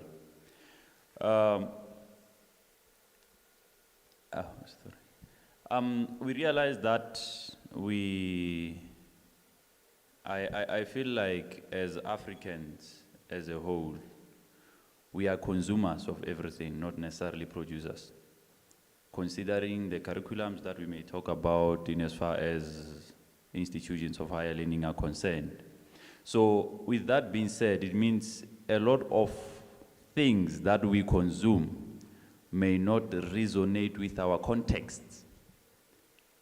So, for example, you look into issues of the gentleman spoke about facial recognition in relation to issues of not recognizing a black person or differentiating between a woman and a man in a black skin. The question is, who are producing these products? Why are we not producing our own products? What is the contribution of institutions of higher learning into promoting creativity, as it has been said, why is it creativity limited to individuals who are from institutions of higher learning? For example, you may have an individual who's a car mechanic in the streets, who are knowledgeable in the systems of how a car operates. To a certain extent, they do things that even car manufacturers such as BMW, they cannot do, yet they do them with their own cars. What are the initiatives that are taken into trying to bring those people into light, because we are trying to promote the practical part of it? Thank you. I Thank would you. like to stop you there and take one last hand. I'm going to take the lady here.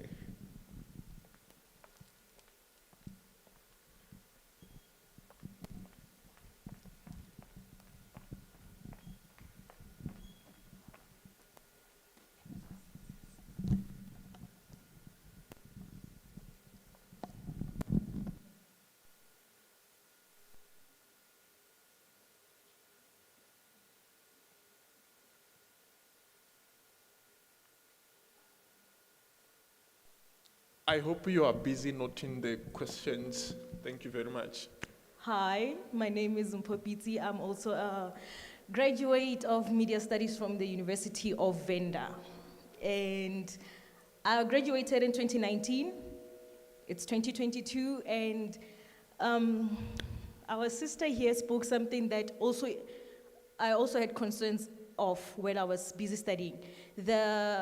How universities teach media studies. Universities, it's more theory-based, whereas media and communication is something that should be hands-on.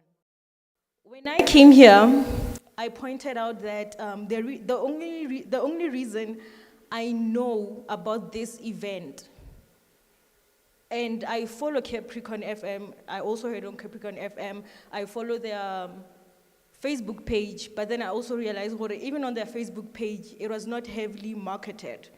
And this thing is, and the topic today is about 4IR, and I also heard social media as well, because communication, 4IR, and social media are under the same bracket. And I also tried to look into TikTok, which is a massive social media platform here in South Africa, and I couldn't find this event. I couldn't find this event. A lot of people my age are on TikTok, they are on Facebook, they are on Twitter. I had to dig to find this event.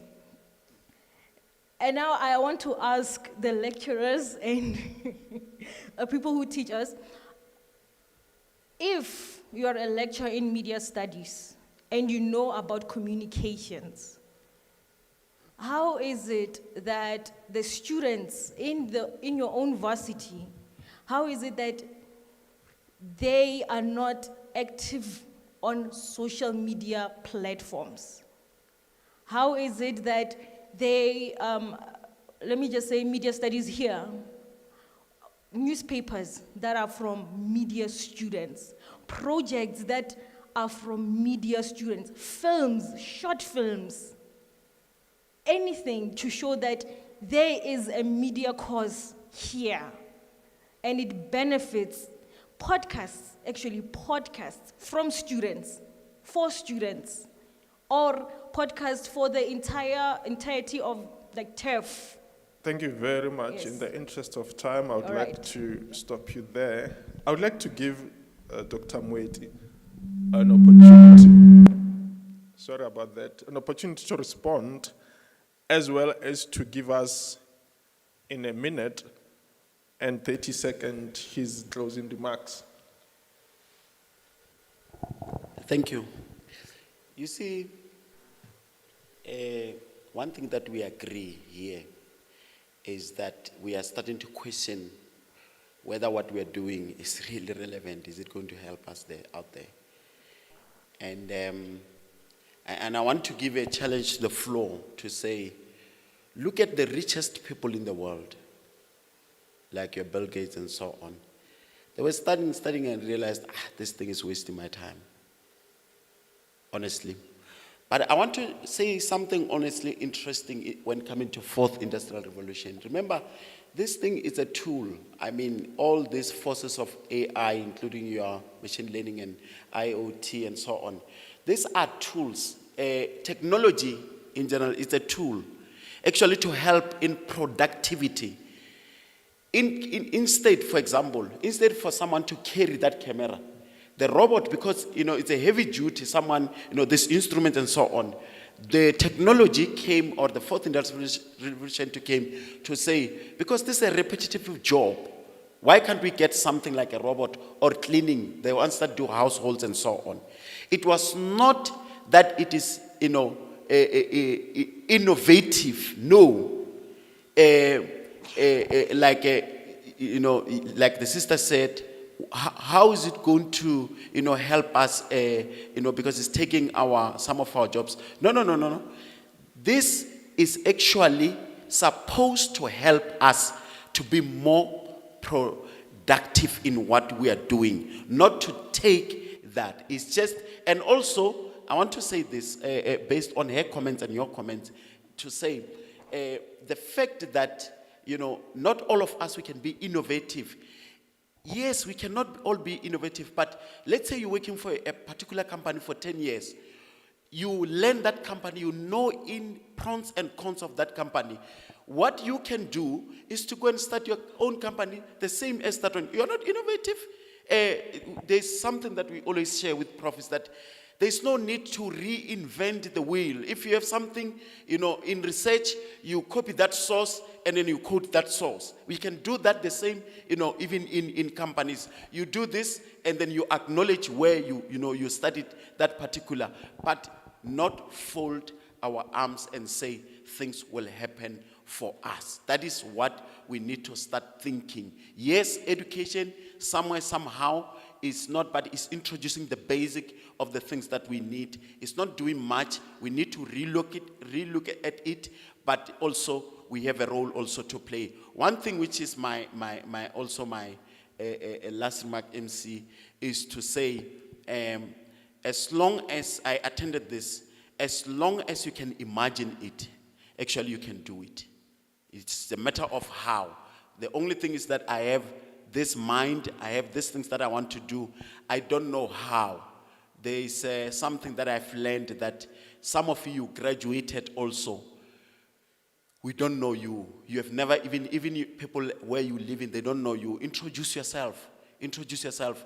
In this campus, there is no application that says University of Limpopo WhatsApp, where we check what is happening. We can post there. We're waiting for Twitter.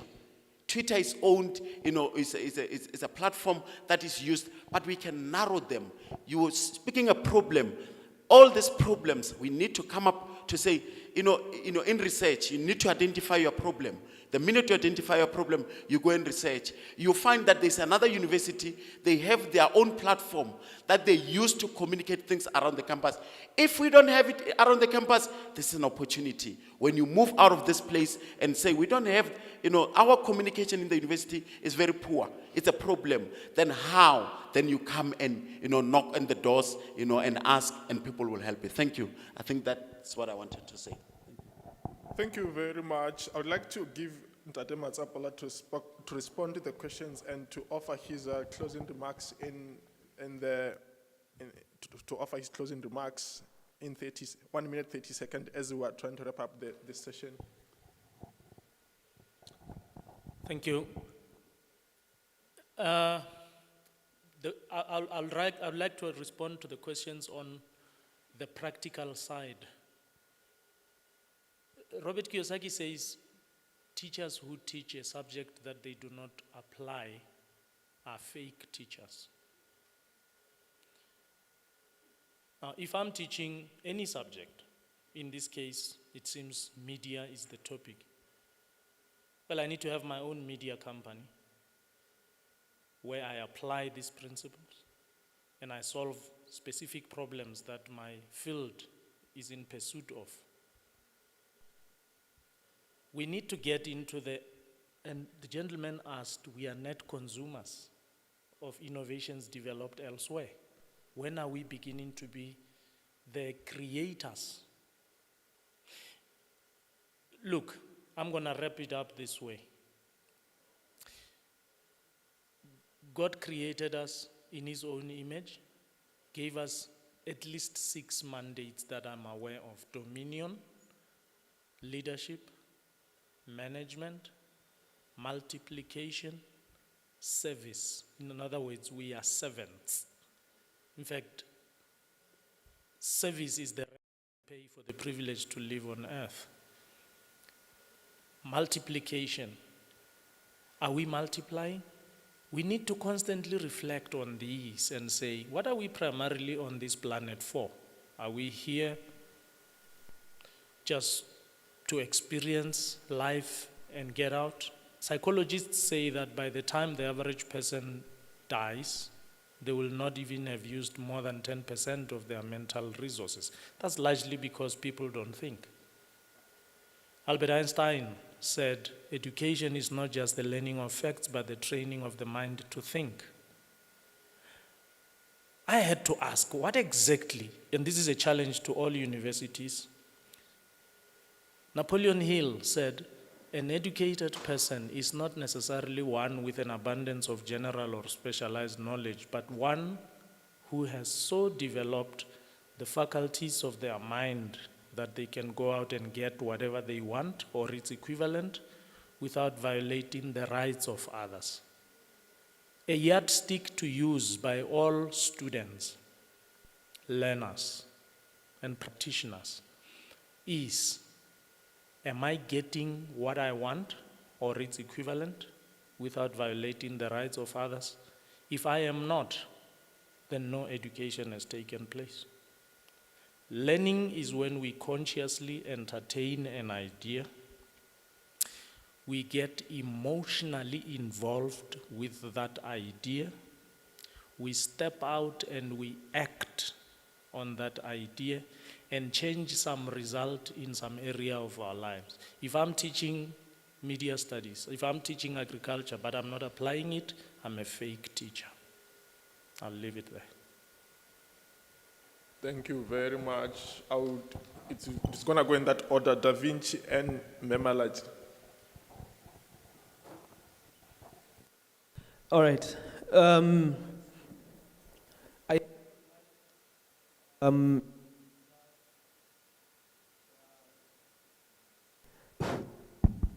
Replying to the question posed by the lady there about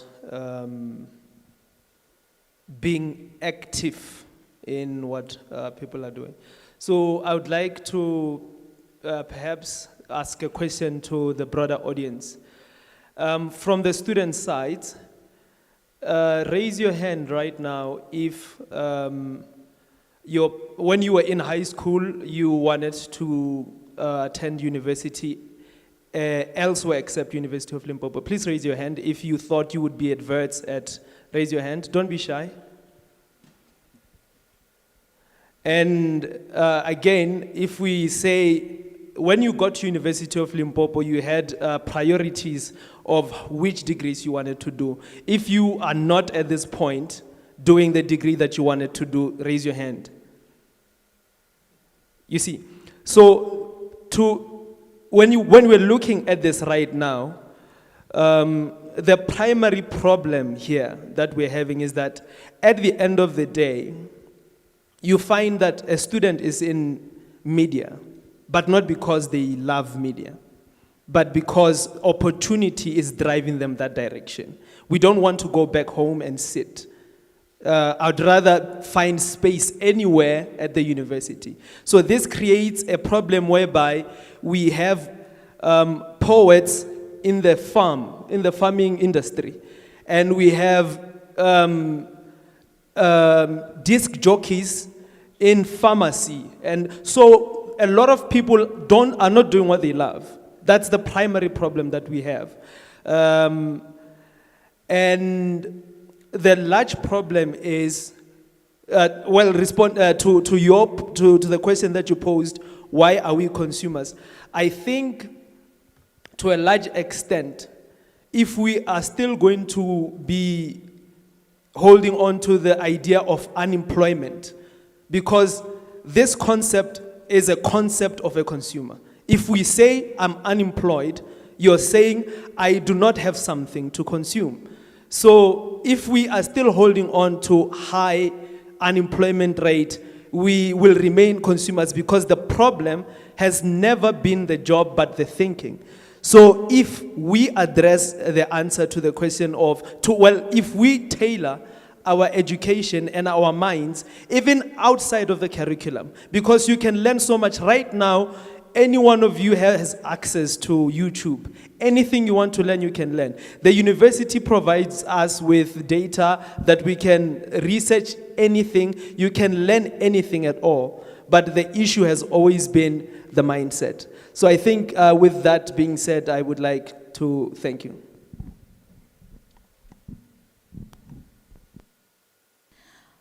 Thank you very much. When coming to the question that you posed, it's very good because you're sitting to the next to the executive director of communication and marketing, which is the question I want to pose to him. We are here, we are passionate with what we're doing. The problem that we have is that this university does not want to hire young people.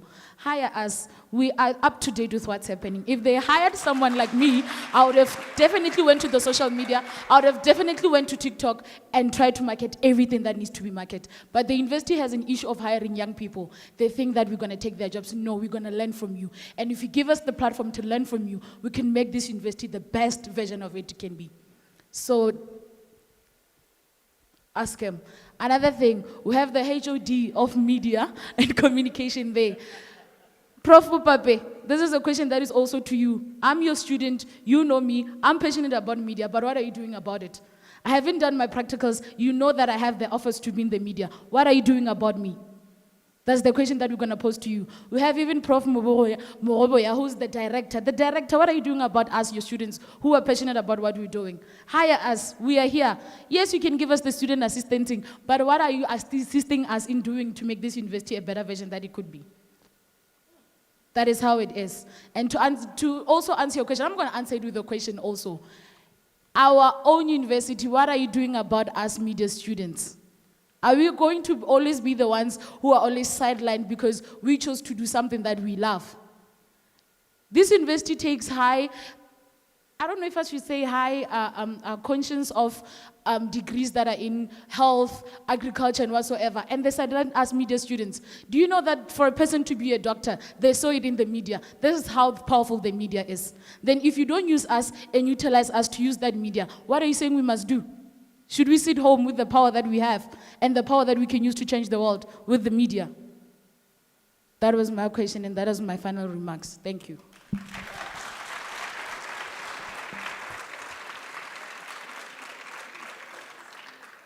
Thank you very much. I really enjoyed this session, and I'm not going to say much for the fear of saying something wrong or for the fear of canceling the most important things that have been said. But one thing that I can take from this discussion and conversation is that of critical thinking and critical consciousness. I normally say, you cannot buy thinking. It's something that you have to learn by all means necessary. And unfortunately, to think critically or consciously, you do not need a university degree. And it's quite sad that majority of people who graduate in universities don't not only have critical thinking, they regress in terms of reading for retention, reading for comprehension. They would read text, but instead of interpreting to the next person, the interpretation is not there because we don't know. Universities provide us with spaces to do a lot of things, but majority of us get here and get lost in the traffic that a university is. With those words, I would like to close the session.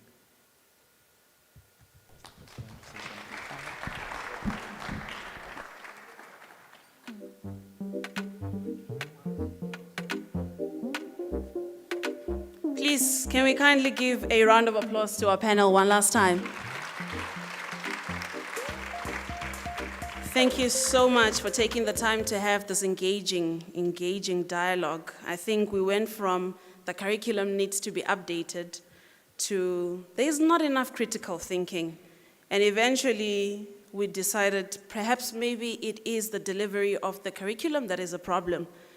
But allow me to say, I think the education becomes a foundation for us to apply that critical thinking. And so we need to use that foundation to build on and find those solutions that we so crave. Ladies and gentlemen, we're moving to the second part of our program for today, which is going to be a media masterclass. We are going to have 4 different fields of media that we're going to be focusing on today. We have print media, we've got broadcast media, and we've got social media. Broadcast media includes both television and radio, and we have experts in the different fields that are going to be sharing with us some of those things that we need to know. I think the most important thing we needed to communicate with this media masterclass is that sometimes there is a disjoint, as clearly demonstrated here this morning, between what we learn in the class and what is actually happening in the field of work. So allow me to introduce the first guest who is going to be looking at the world of television. I honestly don't remember when or how this gentleman and I met, but I can imagine it must have been during my years as a presenter or producer, probably for an interview, and we've never lost touch since, and he's one of those celebrities that sometimes seem to forget that he appears on TV every now and then. He just is a down-to-earth, talented young man. He has big dreams, and he's dedicated to his craft. Ladies and gentlemen, this wonderful gentleman is a South African international TV, film, and stage actor, producer, and director. He started his career as a stage actor at the South African State Theatre. After 6 years of European tours with stage plays, he then moved to television as an actor in Johannesburg and Cape Town, in shows like Soul City, Death of a Queen, Hillside, Guyana Land of Blood, and a few commercials. Also done films like Zama Zama, My Father's War, Kalushi, The Last Face, and yeah. During all this time, he was being mentored by the Urban Brew Studios under Harry Hofmeyer as a TV and film producer. He has since been involved in the development and identifying Vatsonga programs and actors. He produced and has written a number of films, directed and created Komelela, and produced and directed Mafanato, which I happen to watch and enjoy. Timbita Talebusheni, Shisevese, Champions League, and he's also the executive producer at Yeru News, which is a Xitsonga news bulletin that was launched on the 6th of May in 2022. Ladies and gentlemen, please put your hands together and let's welcome Fumani N. Shiloban.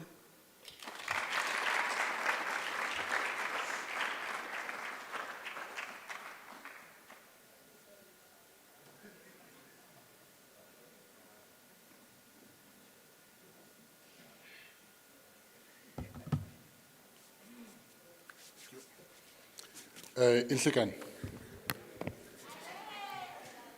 Yes, that one. Right there. Minjani. Ifukile. My name, as it was introduced, thank you for that. We definitely met, it was at an interview somehow.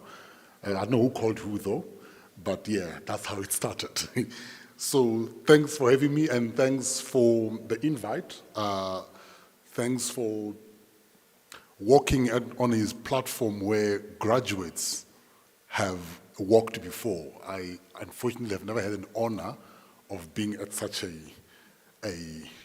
take such a walk, but that doesn't mean I didn't study. I'd like to start by saying, last week Friday, or Saturday, I met a white man. He's a teacher, he teaches music at my sister's school where she has a business at. So I went to go shoot a documentary about her food. And then right there, that man said something that immediately, my initial instinct was to be offended. He said, you know, I teach music, and I chose to come teach music at a black school. I don't teach at white schools. But here's what I realized. I realized that a lot of black students, and why I love it, they've got a lot of talent, but they don't have work ethic. I was offended for a second. I'm like, money, stop. I nearly fell for that trap because there's a lady who once had, she's huge in government right now, she once had a similar encounter in Germany, where this German said to her, you know one thing about Africa, it's vast potential, it's great in potential, but one thing that you lack as black people, you lack organization. And she was offended. She went on him, attacked him. She only had his point years later when she was expelled by the ANC. Because actually, that's what that man meant. Can you imagine had she listened to him? So, my point for today, yes, it's TV, but I want us to learn, if anything, how to organize ourselves. My name is Fumani N. Chilubana. I am a father of 3 kids, and I am sure of it.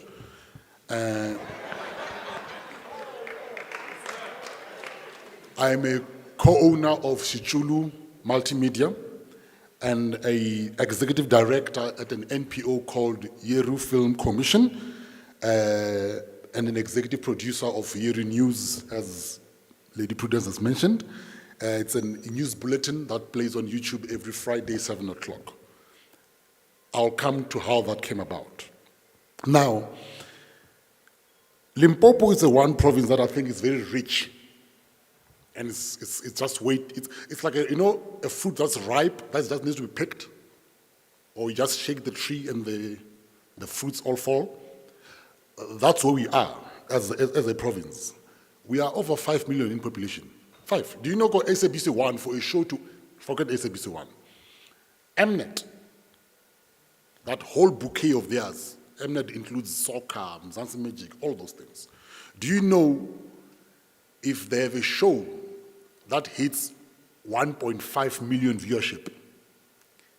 It is the biggest thing. They celebrate like they've just won the World Cup or whatever the biggest thing that they've ever achieved. 1.5 million. If they can reach 1.5 million. On SABC 1, by the way, that show will be canned. On SABC 2, it's working, it's okay. But on SABC 1, if a show doesn't hit 5 million at least, it's called a useless show. Limpopo, we are 5 million. Now, can you imagine if yourselves, with your media studies, you can, instead of trying to go, like it was said, where you are always going to work for an employment, you're going to finish a degree to go get employed, you work yourselves to create your own space. But for some reason, all we think of, we want to go to Joburg and work. By the way, I'm staying in Joburg, but I find myself gravitating more towards Limpopo with my projects. Why do you think it's that? Because, ladies and gentlemen, TV is now absolute. TV is at a point where you can watch anything anywhere. I can watch everything here. I bet you watch everything here. I bet you watch YouTube channel like crazy. I used to offering them 80 gig a month. Or is it as how much have you been offered? 10 gig. I bet you waste 9 gig on YouTube. Yeah? On what? TikTok. Wow. So TikTok is content that people are creating that are imitating other people. But yet you watch it. Yet you spend time there. Guys, I don't know if you knew this. TV was first introduced in South Africa in 1976. We were late according to the world's growth of TV. Other parts of the world have already had TV. In 1953, there was a company who wanted to introduce TV in South Africa. But the previous regime didn't want that. Actually, Verwoerd himself compared television with an atomic bomb, a poison gas, claiming that they are just modern things. They don't want it. They have to monitor it because it will destroy the spirituality and the psychology of their people. They wanted to block TV because they didn't want it. But they were in control of the ACBC, the audio part, which it was used for propaganda. By the way, don't ever be scared of that word propaganda. Anyone does anything, you have to have an agenda towards whatever that you do. If you do a thing without propaganda, you are in trouble. So, if in 1953, they were scared of TV, and TV was one thing that they knew that spiritually, psychologically, emotionally, it could change the whole thing. Yet in Limpopo with 5 million people, with over 10 media study students here, we don't have a platform for ourselves to call home. And I'm not saying you must not earn money, but it puts in effort to make money, meaning organization and collaborativeness. The owner of Viacom is one that owns BET, MTV, or is it MTV? Yeah, it owns Viacom and. When he was asked, what is your competition? I mean, there's a lot of cable TV, network TV coming up, blah, blah, blah, blah. What's your competition? Who scares you? Can anyone take a wild guess what he said was his competition? Who he was, or who was? He said it was a kid with a smartphone. Because they can shoot anything, anywhere, anyhow, and put it up on YouTube, and it's a thing.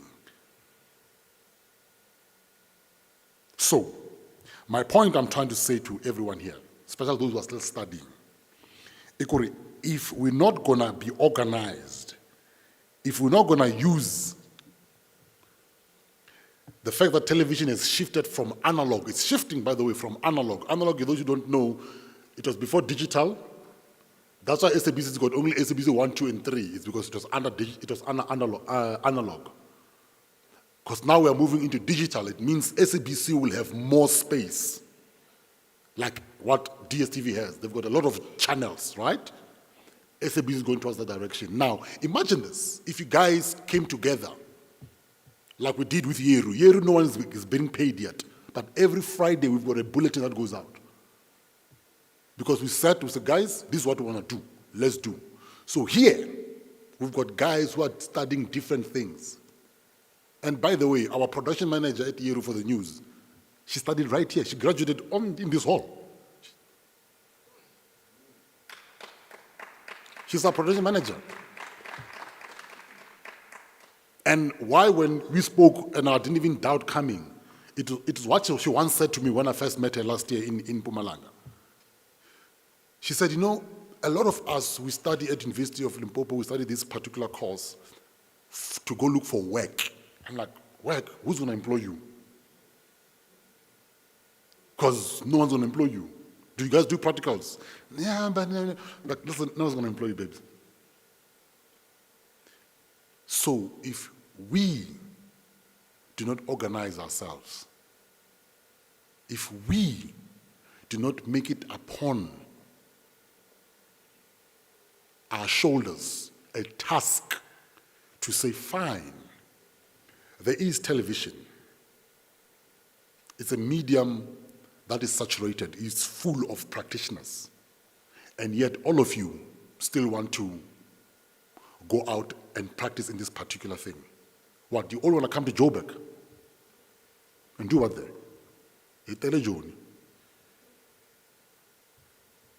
Limpopo has got 5 million people. But James will explain this even better. There's a radio station that has got less than 1 million listenership. It's beating Ukozi FM far by revenue. So if we are 5 million and create our own platform, put our own content, can you imagine what it means for those guys who are coming after you The jobs that you say you want to go get a Joni, you have created them here in Limpopo. Limpopo, by the way, does not have a media industry. Let's not lie to ourselves. Doesn't have a television industry. Who must make it? The guys who must come here and give us a thing on a silver platter? No one. They spoke about a tendency of being consumers. When are we going to create? So going back to my first point, if we're not organized, see, media is the most powerful medium, guys. TV is the most powerful medium. I'll give you an example. Spider-Man, what's the color of his uniform? Anyone? Superman, what's the color of his uniform? Optimus Prime, whatever Prime, what's the color of his uniform? Captain America, what's the color of his uniform? What is the color of the American flag? So they've made you think their color is the one that always becomes a hero in everything. Is the one that saves the world without you actually realizing it. Without even you realizing it, without you knowing, or you're actually being told, could listen. Wow, I grew up thinking America was one of the best places to stay in. Until now, I realize, hey, I'd rather stay here. Just give an example right now. There's a lady who moved into my neighborhood with her husband from America. When she was asked, why South Africa? The answer was simple. Being in a space where I don't have to think that I'm black is the most peaceful thing ever. Yet, the color of their flag on their superheroes has convinced all of us, even me at one point. So TV is the most powerful medium that can help our province. I know that some of you are not all from Limpopo, but here's an opportunity, guys. Limpopo has no television industry. Create it.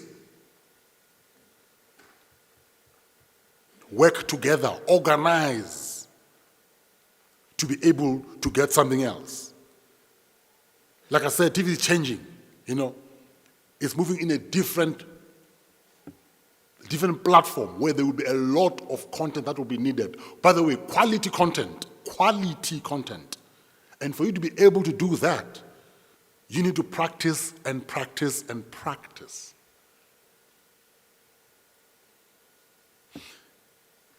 In closing,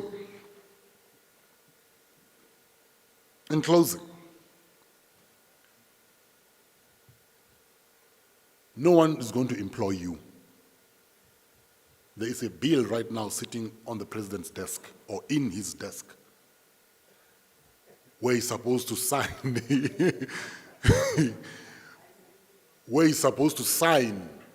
a bill of rights, a bill of you see, let me give you a quick example.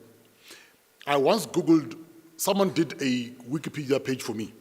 And when they did that Wikipedia page for me, it immediately put my work together and calculated my net worth.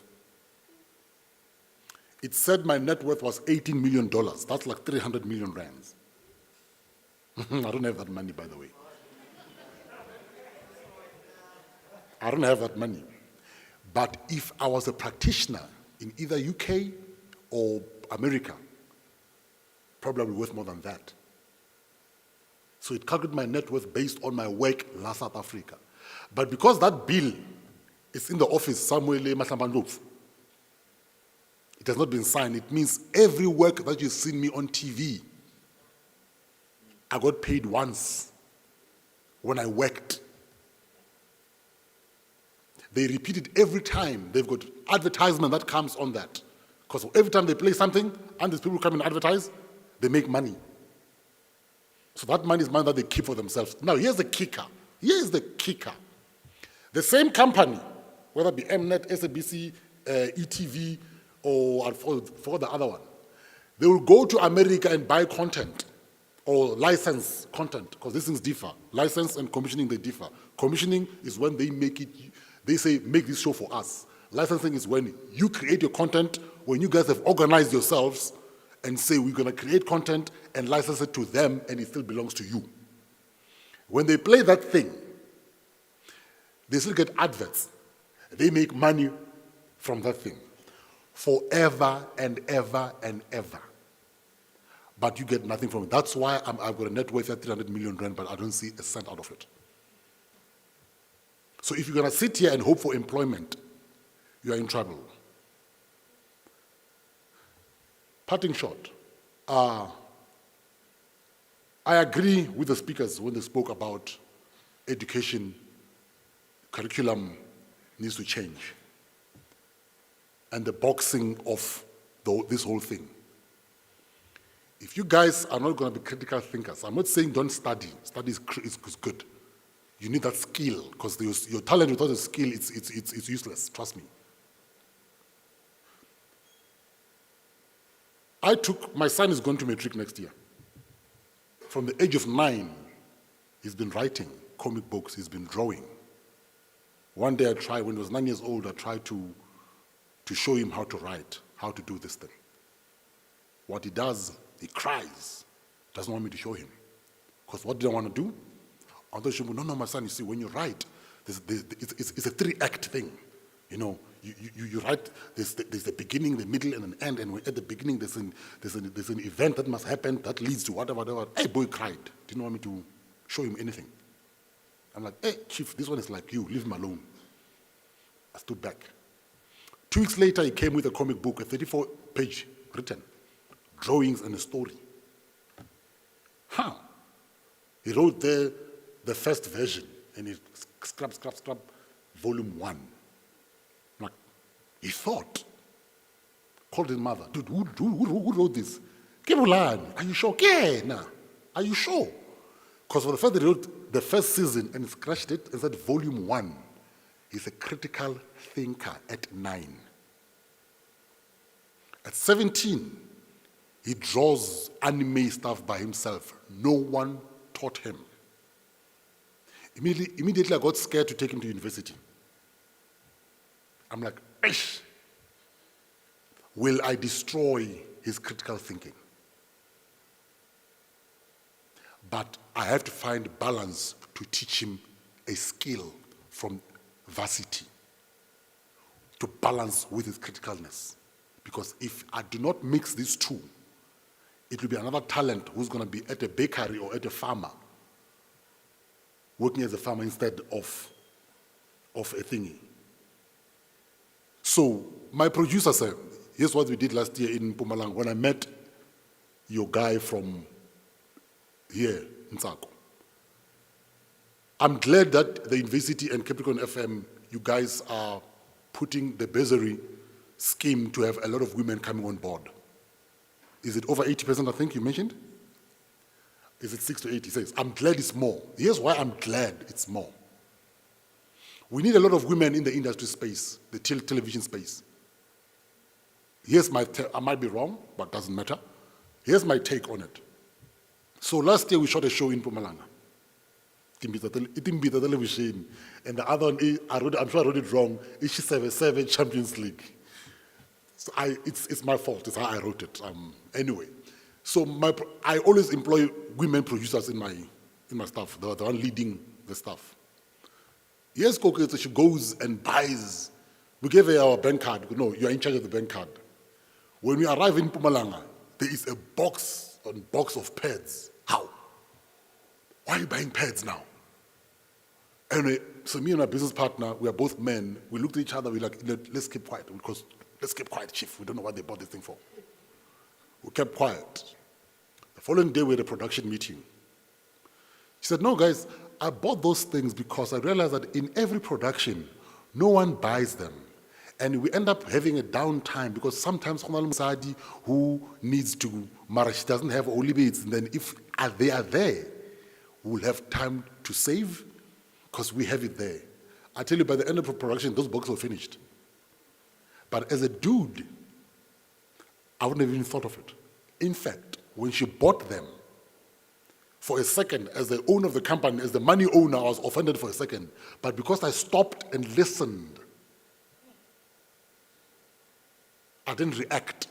I realized that she had a point. So say, I'm glad that there's 80% coming in. Capricorn FM, I'm glad you are putting that so that we have more women coming in this space because we need a different thinking. Hopefully to reduce the couch audition scenario. Thank you.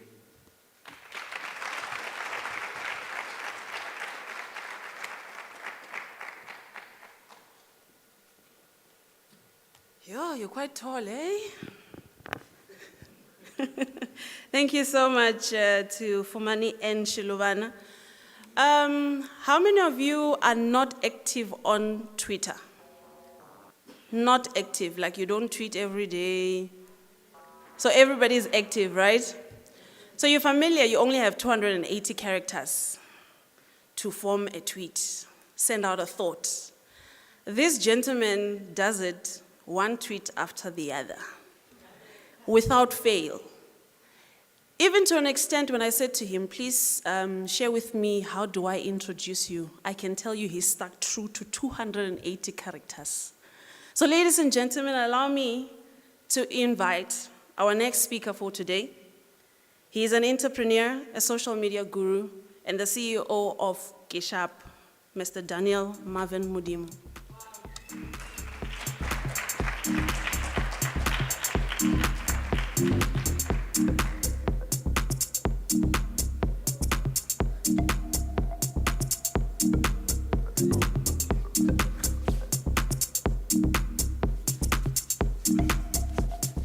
Khotso, a wa re thabela ho ba le lena letsatsing la lekgono. As they said, Wale Mokena Daniel Marvin, that's my social media name, but I'm Daniel Marvin Mudimu. Mudimu is my surname. So, firstly, before I could start, I want to acknowledge Capricorn FM and Limpopo University for hosting this kind of talk, so that the students who are in media or IT can have an enlightenment, or after they are graduate, where should they go? What should they do? So there is this saying that says, when an old man dies, a library bends. Meaning, you saw all the people that were here on the panelist. They have said something remarkable. There is one thing that I grasped. They were talking about thinking. Most of us, we lack thinking. So I have jotted down something on my speech. When I received a call from Capricorn FM, they said, Daniel, we are inviting you to come and talk. I was like, I've been rejecting a lot of invites, actually. I was like, this is a precious moment for me to come to the university and show our people how you can do a lot of things in life without spending money. As they said, I'm a social media guru. Not only on Twitter, social media. I can call myself an expert. Why an expert? I have more than 12 years on the social media, your YouTube, your Twitter, your Facebook, and other PR. I'm doing the PR and also agents for marketing brands. So I'm gonna say, before I could be recognized in South Africa, it took me 10,000 tweets to be recognized. You can just imagine how long before I could even be recognized in South Africa. There is this person called Daniel Marvin. It took me more than 10,000 tweets. Currently, I'm on 148,000 tweets ever since I opened the account. That's where I am today. Meaning every day when I wake up, I tweet more than 20 tweets. But I have realized that you can turn social media, making money out of it, rather than just posting and having a joy and laughing. I'm gonna be going to my menu that I have prepared. Growing up, I always dreamed to be a doctor or a lawyer. But because of the hardship and poverty in our family, I had to come with ways on how to make money on social media without spending money. I want to ask you something. I heard, how many of you, all of you, you have social media accounts, but I want to ask, how many of you are making real money on social media? How many of you? Or are you tweeting for fun or posting for fun? How many of you are making money? None.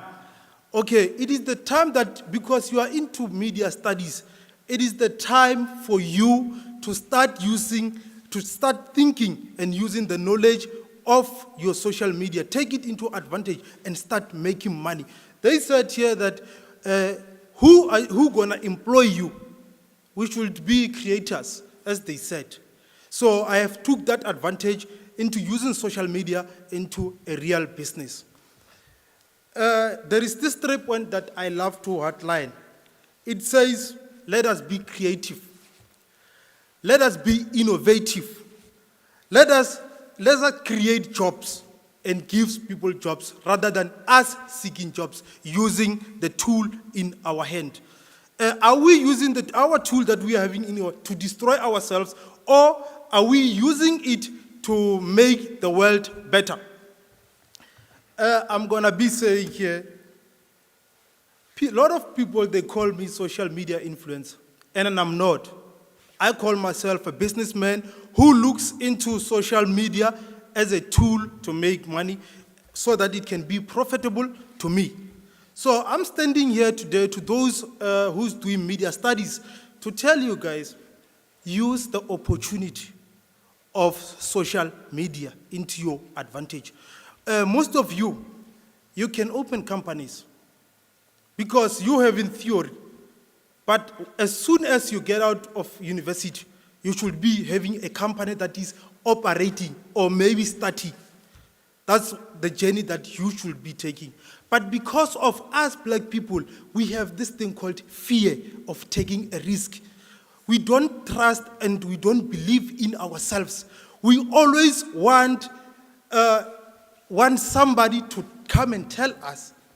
But if we can start today by believing in what we're doing, we will excel. So, how an influencer works on social media. Most of you, they will say an influencer is somebody who just take a picture, himself a picture and just post. Or maybe a lady who just take picture about Instagram, they call them slay queen and post. On our expertise, an influencer is someone who can post or do a review of a product. It's either phone, sneakers, clothing, and post them. Because those products are being posted by Marvin. Within a day, your store or whatever you're selling can become sold out just because of the influence that we're having. Our influence is not only on the product, we are more into political. If you can check or do your research, I've been featured on a lot of blogs because we do campaigns, politics, any kind of politics that we're doing. We are into brands, we're doing also brands, even some of the usual TV things that you are watching, they come from here. They come and approach us as influencers so that their shows can trend. So let us use the social media platform as a tool. As you know, we have social media types. You have your Instagram, you have Twitter, you have Facebook, you have TikTok, you have YouTube. But on those kind of social medias, they have advantages and disadvantages. I want to start with advantages. And as they are flawless, there are a lot, I cannot mention them all, those advantages of social medias. Our social media, they're very informative. How informative? You can receive news while you're sitting there. You're no longer going to buy newspaper. You're using your phones. That's where tech and technology coming from. And then one thing that I realize is that we have technology people that were here. I think, Prof. I want to ask, because on my journey on performing the social media, we were able to build robots. Somebody will say, which robots? Robots have accounts. I can build 1,000 accounts and set them at this time rate they can post. And then what must they post? What we do, we set them into categorical topics, politics, entertainment, anything that have to do with that topic, the robots will post at a certain time. That's how innovative I want you guys to utilize that. Combine an IT person and mere person, you can actually make a living without even going to work, by sitting at home, just doing your online job, getting your money without a hassle, using your data.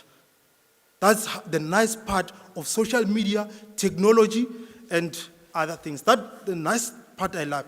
But on my journey, a lot of people didn't know that I'm from Limpopo. They thought maybe I'm in Joburg because they see me on TV, on radio, I'm in Joburg. Everything that I was doing in Joburg, getting invites in Joburg. By the time I got a call from Capricorn, I was like, let me just go back home. And our people must learn. Because Limpopo, to be honest, have talent. We have producers, TV producers. Most of them I know in Joburg, they're from Limpopo. So let us, as Funani said, let us unite and be one thing and helping each other to maneuver the social media and the technology. As most people will say, we lack in resources. How can you lack resource while you're having a data and a phone 24/7 and a laptop? Why can't you use them? You know, by the time I started, I was like, I cannot be on social media for fun. I beat myself, and I was always sleeping at 1 a.m. because I wanted to transform myself, to understand myself. Why don't I make money on social media rather than posting for fun? Up until I made it to a fact that there is a way of making money on social media. We have in numbers. The popular brands that you see on TV and so forth, they don't have numbers. That's where I saw the loophole in making money. Whereby brands will call you or email you and say, we have a brand that we need you to promote on social media to trend and so forth. That's why I said, like, this is a loophole that I must stick on, without going out of my room, just maneuver things in my room. And then the most disadvantage of social media, you can get scammed easily on social media if you cannot differentiate content that is being posted. A lot of more scammers who knows technology have moved into social media. So most of you, I think you can differentiate scam and a lot of things. And then it can cause mental health. Somebody will say, how can social media post mental health to me? Because there is trolls. There are stories that are being posted on about certain individuals. If you are weak-minded, you can have a stress out of social media. Most of you know about it. Ne? And then another one, it can isolate you from reality and public. Most of you at home, after school, you just lock yourself into a room and be on social medias. You don't even have face-to-face talks with your parents. You don't have face-to-face. You are isolated from the outside world. That's the most dangerous part of the social media. But I love the positive side of it, whereby it connects you with people. You got to know a lot of things. And then it can make you a household brand. Most of you who have talent, we've been helping a lot of people, they have talent, but they don't know how to take that talent out. That's where we come on. We post our talent because we have numbers. Maybe 1 or 2 agents will see you on social media, then they will come and help you, and so that your talent can be exposed. We are not on social media only to make money, but also we are looking into helping those who are struggling to come on and with talents. And then, but it is very painful seeing graduates with diplomas and degrees struggling to find employment, while they have ability to create their own social media apps, websites, develop software. When I say develop software, we have IT student and media student. They can create software and patent those software, and they will be the owners of that software up until their children inherit those softwares. But most of us, we rather wait for Chinese developers, USA developers. As someone says, we are consumers. Yes, it's indeed, we are consumers. We're waiting for somebody to come and build somebody for us. So I need Africa to wake up, and also us here to wake up and utilize the opportunity that we're having, and so that we can have more and more things. Let us be innovative for a change. Let us develop things for a change. Let us be employees for a change. If you don't follow your dreams, somebody will come and hire you and utilize your dreams into theirs. So you guys, you are fortunate to be here, and I'm very happy to be here on the podium speaking to you about social media. Let us utilize it into making money. Thank you.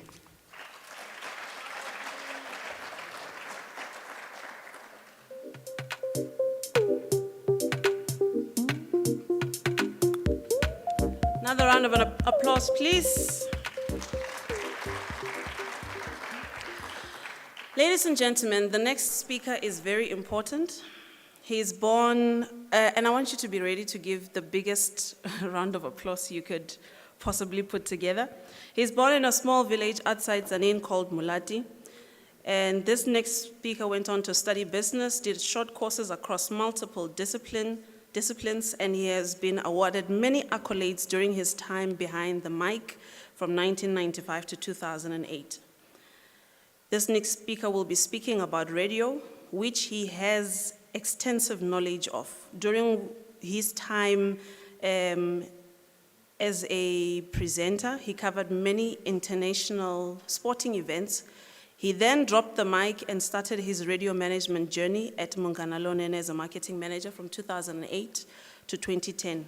He went on to be Radio 2000 station manager from 2010 to 2012. Went back to Munganalonene as a station manager from 2012 to 2016.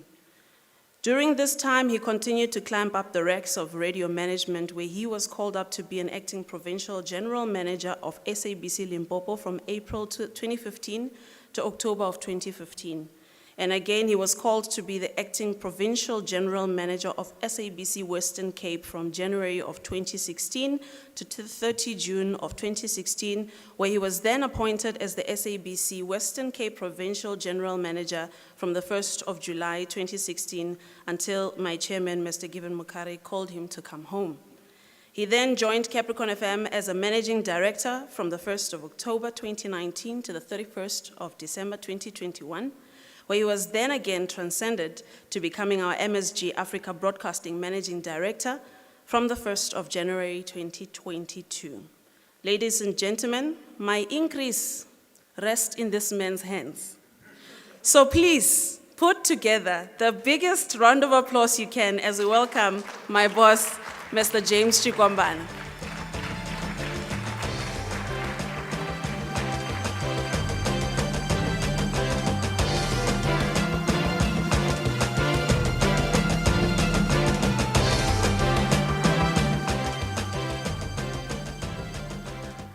Our first meeting in office after this, it's about your salary increase, Madam Boss.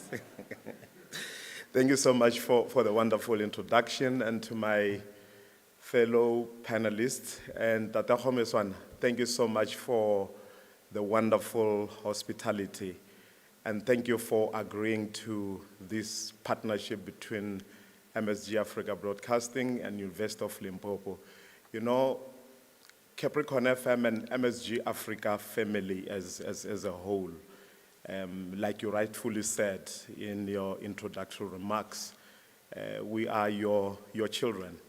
At some point, when I joined Capricorn FM, I counted up to over 50% of the staff at Capricorn. Most of them are the products of this university. When you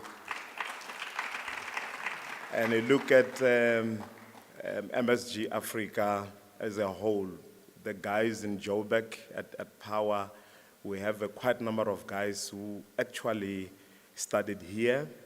As you said, the chairman of the group, Mr. Mukari, is the son of this university. So there's that very strong bond that exists between MSG Africa Broadcasting and University of Limpopo. And I'm also glad to see Dr. Tsedu at some point when I was still with the public broadcaster.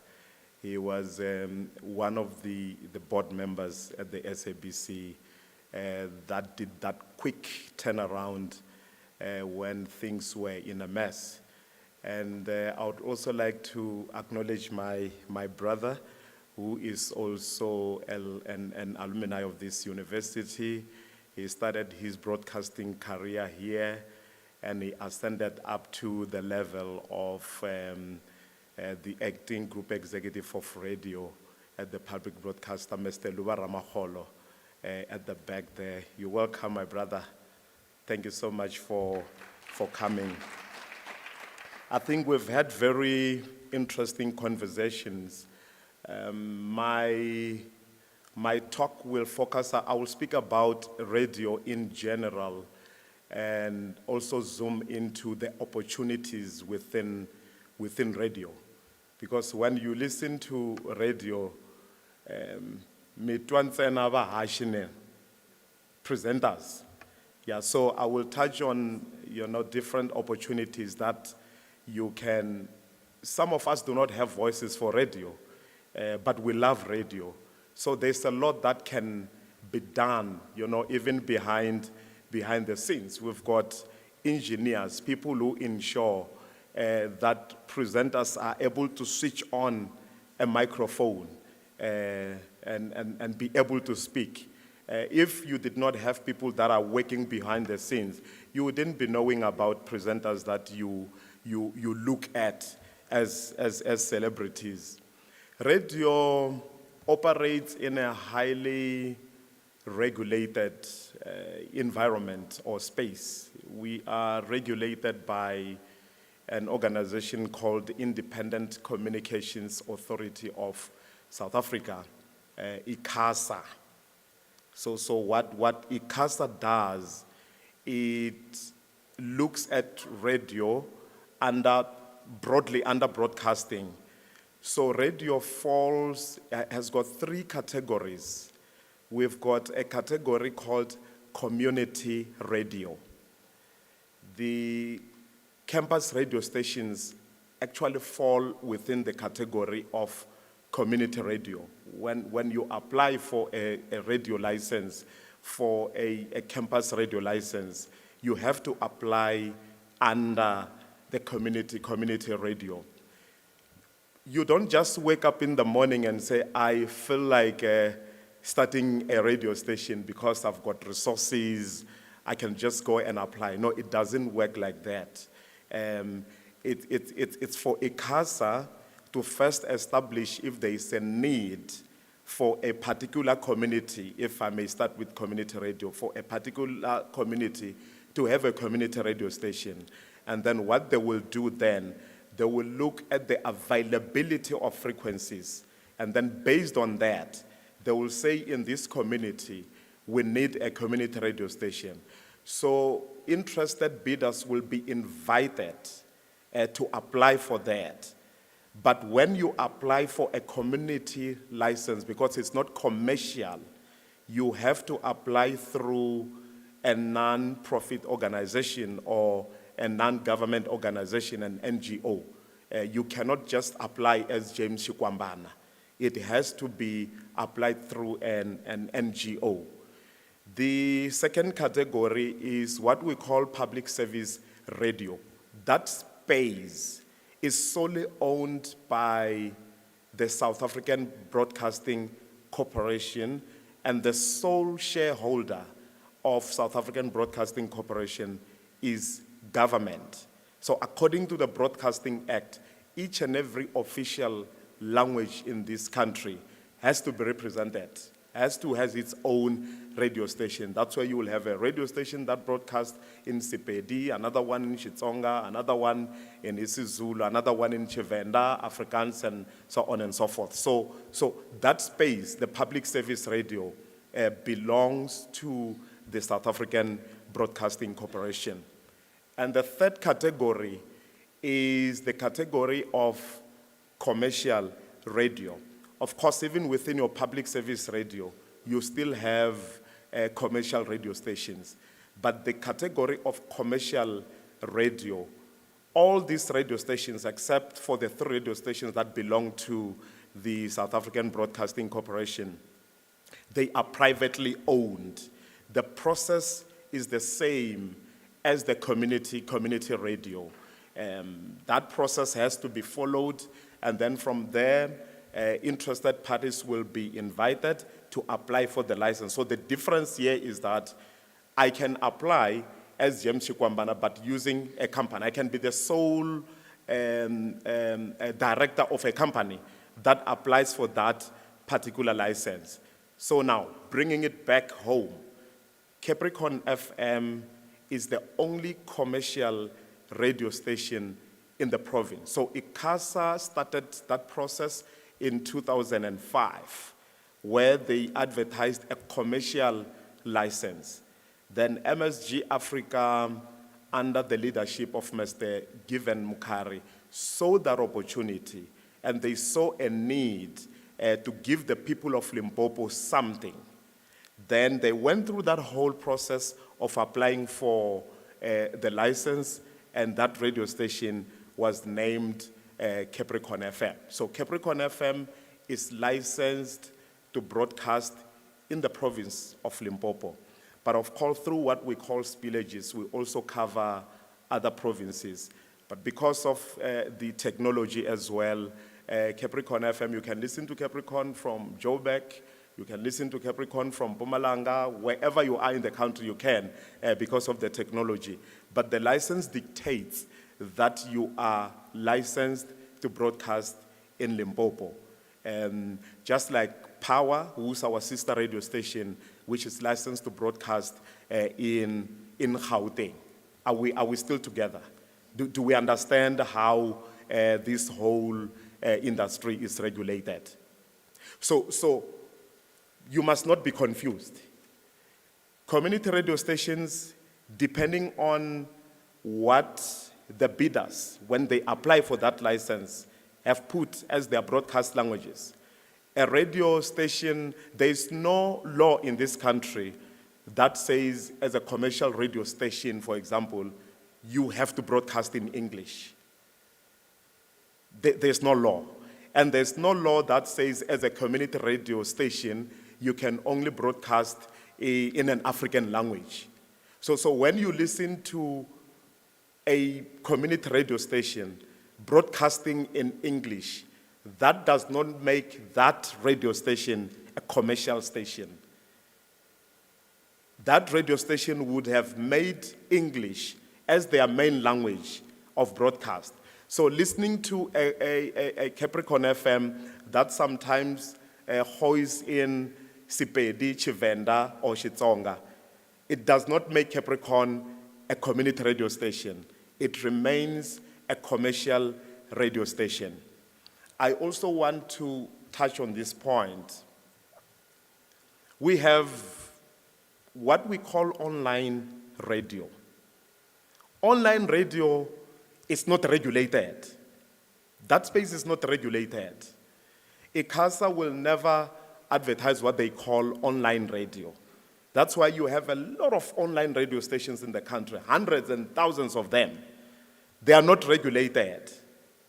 I know there is some ongoing talks in Parliament where parliamentarians are pushing ICASA to say you need to start looking at these online radio stations because there are many online radio stations. What you need, if you want to start an online radio station, you just need data. You just need data, you just need a computer, you just need a microphone, just like what people do on Twitter Spaces and Facebook Live. So online radio stations are not regulated. But of course, we've got statutory bodies where all of us, by law, for example, every song that we play on air, we've got royalties collecting societies like SAMPRA, SAMRO, IMPRA, CAPASO. Every song that we play on air, we pay for that. So even your online radio stations, which are not regulated, but when they play music on air, they still have to pay. You must become a member in order to pay royalties to those collecting societies. Are we together? So let's talk about opportunities in radio. Capricorn FM is a Limpopo-based radio station, has a license condition as per ICASA rules or conditions that every year we need to train media or journalism students. We need to train. Is it 3 months minimum? 3 months minimum. We need to give you guys that training. But the license also says we must also train non-media students.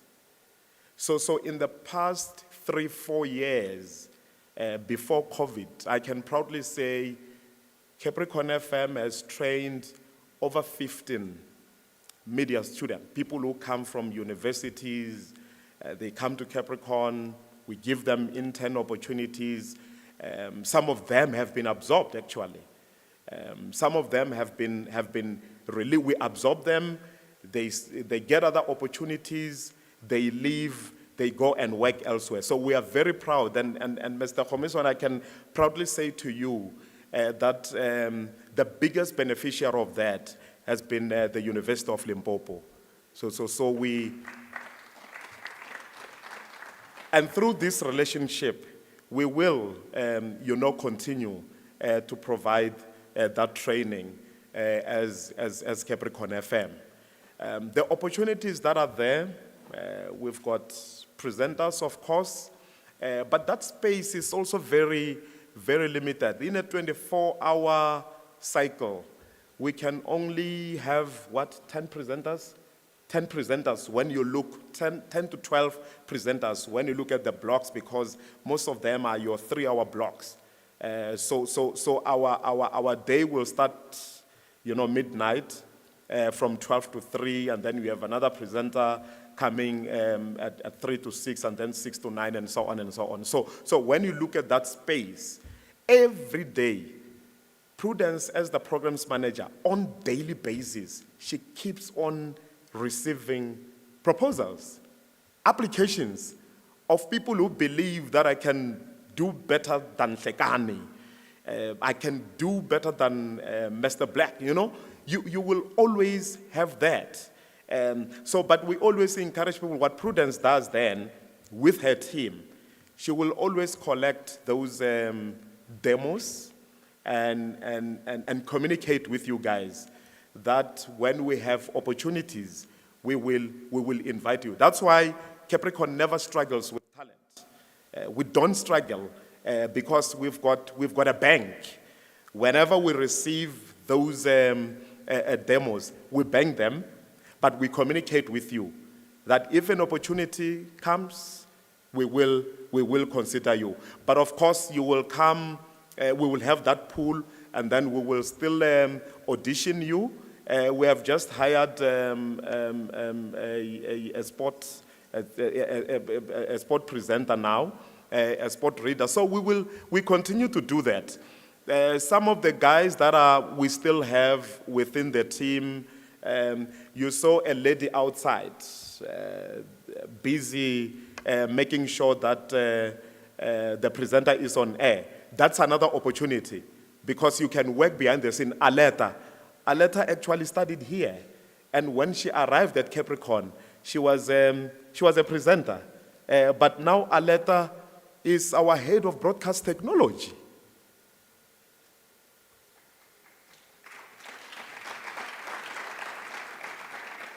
I'm jealous. You see, that's another opportunity. We also have a music department where you can become a music compiler. You listen to your presenter, Sekani was here broadcasting live. She plays music in that show. But we have a music department. So the music that you hear on air is not Sekani's music. Sekani doesn't compile music. She's a presenter. So we have a section that deals with music. In that section, we have a music manager. Helen Siabi, who also studied here, interestingly. She studied here. And she works with a team of music compilers. You see, already I've counted technology, I've counted music department, I've counted a team of presenters. So that's another opportunity that you can look at, as a media student, if you want to work in radio. We also have a marketing division. Marketing is broad, but if you are a media student, I know that within the curriculum, you do have modules that deal with marketing. So we also have that opportunity. You see my colleagues that are running around here, they belong to marketing. They are within the marketing division. So it's an opportunity as well to work within marketing, but specializing in broadcasting. We also have production. I said Sekani was here doing a show live from here. But in production, there's someone who's responsible for that product, for that tailored experience show. We have Mohadi, who is a producer of that show. So each and every program has its own production team. But when I a presenter on air, but we have a production team that is responsible for that particular show. You hear that presenter on air, there's a team of a team behind the scene that works with that presenter. You can also be a news reader. We have news readers, we have a news editor. A news editor is responsible for the entire editorial in news. But under the news editor, you hear voices that present news on air. And you hear reporters that will go around and gather news. They come back and report, we call them field reporters. That is also an opportunity within radio. You can be a DJ. You see, there's a difference between DJs and presenters.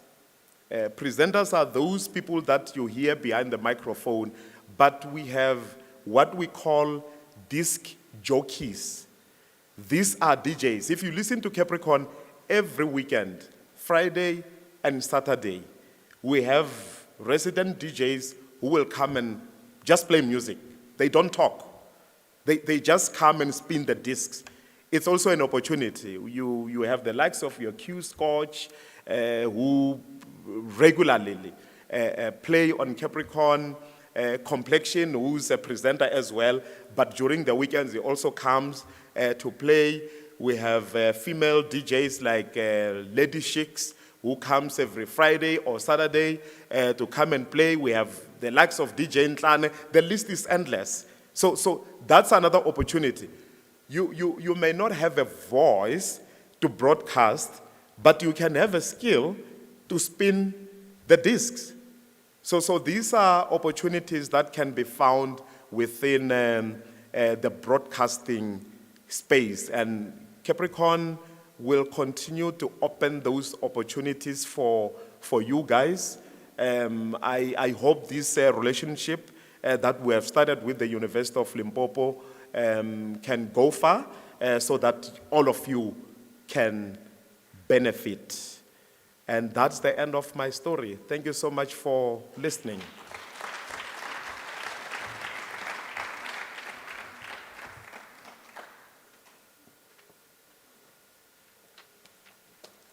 Thank you, boss. I'm sad that you let the cat out the bag because for so long, people would call and ask for songs and we would, gladly say, we'll try and play the song for you. And in some cases, the song is already on the playlist and we make, you feel happy because you would have chosen that song in your mind where else it was already there. But nonetheless, it's okay. Now you know. Now you know. Our next guest, I met for the first time today. I've enjoyed many phone calls where he kept reminding me that he's a farmer. I still need to visit his farm. So, because I still need to visit his farm, in one of the conversations we had, he strictly said to me, I should not call him a doctor. He has an honorary doctorate, but he is not a doctor. So if I make that mistake and call him a doctor, he might revoke my visitation.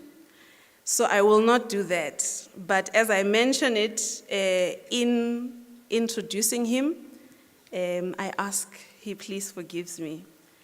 And as I mentioned, he's a farmer. Prior to that, he worked in the media industry where he held a number of junior and senior editorial positions. These include editing City Press and Sunday Times and heading Media 24 Journalism Academy. He is a founding member of the Media Workers Association of South Africa, MWASA, and South African National Editors Forum, SANEF, and also the African Editors Forum. He is a recipient of several honors, including a National Order of Ikhamanga in silver from the President, and an honorary doctorate in philosophy from the University of the Western Cape, and the Net Nakasa Award for Courageous Journalism from SANEF and the Print and Digital Media of South Africa. Ladies and gentlemen, I have the honor and privilege to welcome on stage Matata Tsedu.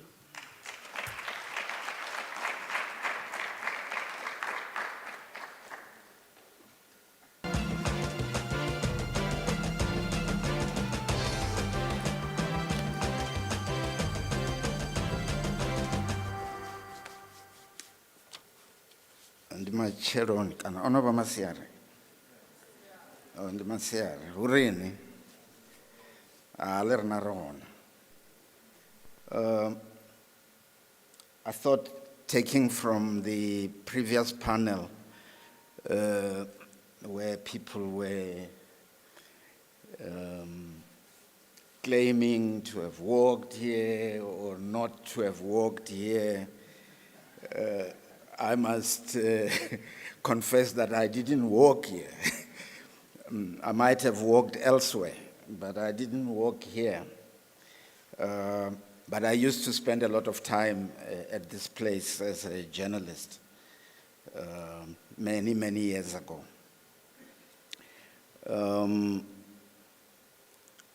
I've been asked to talk to you about print media.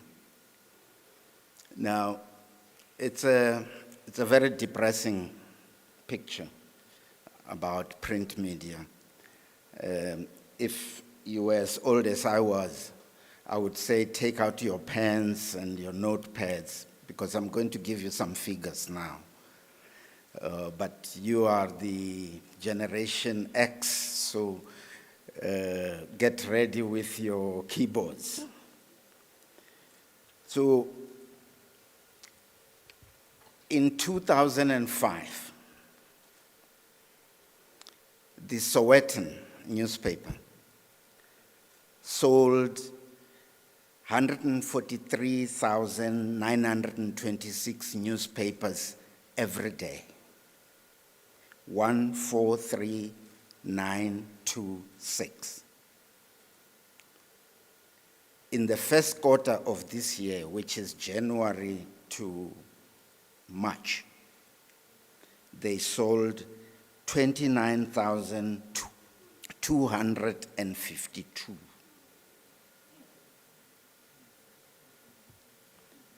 The Star newspaper in 2005 sold 168,977.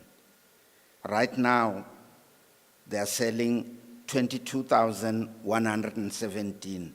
12,000 of that is free newspapers that the Star gives away for free. So the ones that are actually sold are 14,705. The Pretoria News in 2005 was selling 28,140. Today, it sells 2,383. Of that number, 892 is free. So the actual sold is 1,492. It's a whole newspaper. Build, 2005, 105, 184. Today, 22,160. Business Day, 2005, 41,858. Today, 15,297. City Press, 2005, 195,663. Today, 20,920. From 195 to 20,000.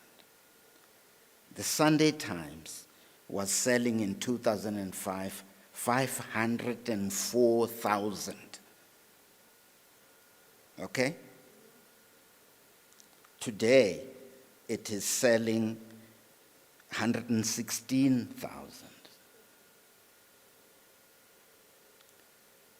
So I can go on. The Daily Sun in 2005 was selling 503,000 newspapers.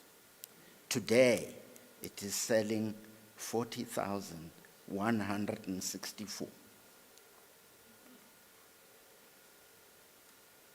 That's what has happened in that space. So in the fourth quarter of 2020, this is now in the middle of COVID, right? Maybe we were in level 3 or so. The Sunday Times lost 44,000 of its entire circulation. The Pretoria News lost 80%. So the Sunday Times lost 44%, actually. The Pretoria News lost 80%. City Press lost 16%. The Stars lost 60%. The Daily Sun lost 42%. It's almost half in one go.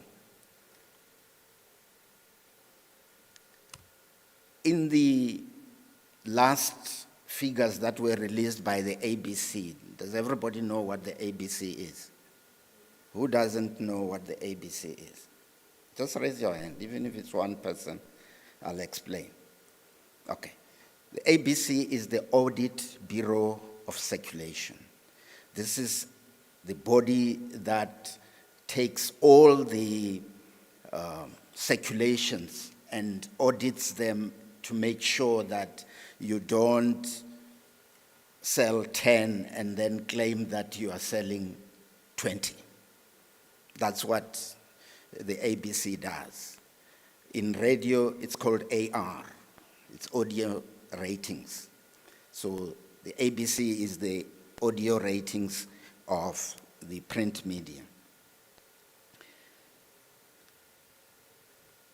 So in the latest figures that the ABC released, they are showing an increase in the circulation of newspapers, but it is free newspapers. It's not the kind of papers I was reading, it's the free ones. And even then, that increase, it's because Vukuzenzele, which is a government mouthpiece publication, right? You know it. Yeah. Vukuzenzele, it's like when I grew up, government, the Department of Information in Pretoria produced for people who spoke Tshivenda and Xitsonga, they produced one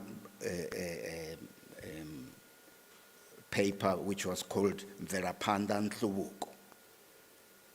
Now, Vukuzenzele is the Mvelapanda Nhlubuko of today. It carries government propaganda. Today, the ABC is able to claim that there is growth in the circulation of free newspapers because this government propaganda newspaper is growing. In fact, it just came back because at some point they had stopped publishing it. So the question that then arises, maybe for people like you, is if the Sunday Times or City Press, which used to sell 195, is now selling 20, who are these die-hard fans of this paper who are sticking around like the Swallows, Moroka Swallows fans? You remember them? You know, Swallows will be playing, there'll be three guys right at the top of the stand of the stadium with a little flag there. We are there. We are there. Follow the birds. Yeah. Now, who are these die-hard Swallows fans of these newspapers?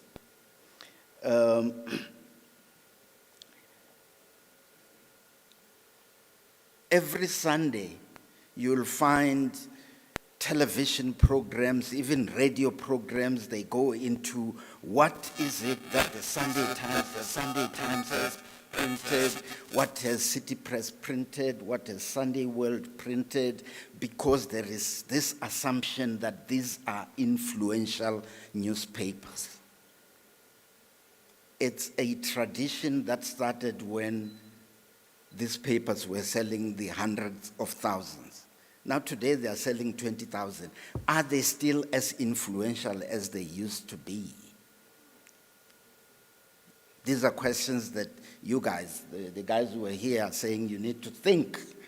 I remember former President Thabo Mbeki said in Eastern Cape recently that ANC members must learn to think. So these guys are saying to you guys, you must behave like these ANC members that Thabo wants. Why is it that people still think that these papers are influential? If City Press has lost 170,000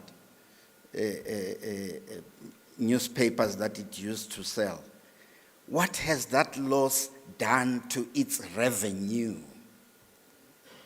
You're talking employment. Is it possible that any of you can walk out of here with a media studies degree and hope to be employed by a City Press that has lost 170,000 in circulation? Is it possible? So there are a number of reality checks that you need to internalize in your expectation of life after the walk here. So if these papers, when newspapers make money in two ways. One, it's through advertising. The other, it's from circulation, the cover price. If it's 13 rands to buy a Sowetan, for example, if it costs 13,000, part of that money goes into the costs, but there is some profit element that is built into that 13 rands. But the bulk of profit for a newspaper is from advertising. And that advertising comes from the kind of eyeballs that are looking at the content of that newspaper. In other words, how many people are reading this paper? That's the first thing. The second thing is, do those people who are reading this paper actually have money to buy the Mercedes-Benz that is being advertised in that newspaper? So your rate card, which is the card that says if you want a full page advert in the Sunday Times on page 5, in 2005, you paid 750,000 rands for a full page of the Sunday Times. I know because I worked there. And that was because they were selling 500. Now they are selling 116. What is the rate card of the Sunday Times saying today about a full page? Surely it can't be 750. It's got to be less. So how many people can they afford with less? How many people have they retrenched? Everybody has retrenched. So if they are losing all this circulation and all this revenue, what is keeping them afloat? There's now a little bit of money that is coming from the digital platforms that they run. Many people are no longer buying the papers, but they are reading. That is why people were reading for free. Now, virtually everyone has a firewall. We all know what a firewall is, right? Yeah. Everybody has a firewall. They'll show you 2 paragraphs of a story, and then if you want to read the whole thing, put in your subscriber number. If you don't have, you can join here now immediately, or you can test for free for a week, and then after a week, they want the money. So there's a bit of money that is coming from there, but the reality is that advertisers are not paying the same rate of money for the eyeballs that are coming through the digital platforms.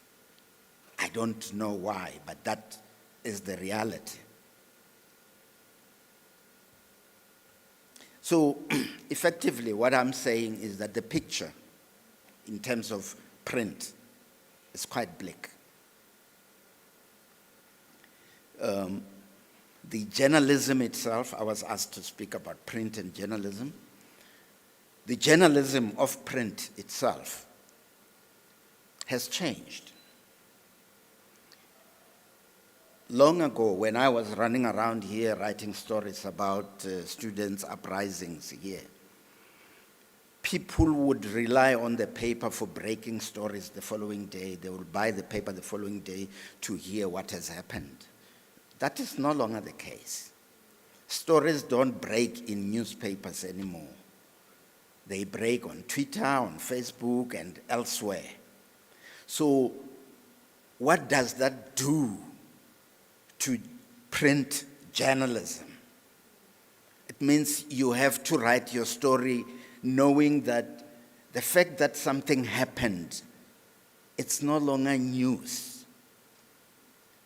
You must try and explain to people how and why it happened. So you bring context into that story. That's what print does these days. But even that, it's being challenged by the 24-hour news television channels like 403, 404, 405, that will bring in experts and analysts an hour after an event happens, and they'll analyze the thing to death, right? Yeah. They'll analyze it to death. So by tomorrow morning, you're sitting there, you are the editor of this paper that is losing circulation. What is your angle on the fact that Cyril has ditched banks for the matras? Cyril no longer believes in the FNB, he believes in the other FNB. He's gone back to basics. I think he's taking this whole concept of the ANC going back to basics too seriously.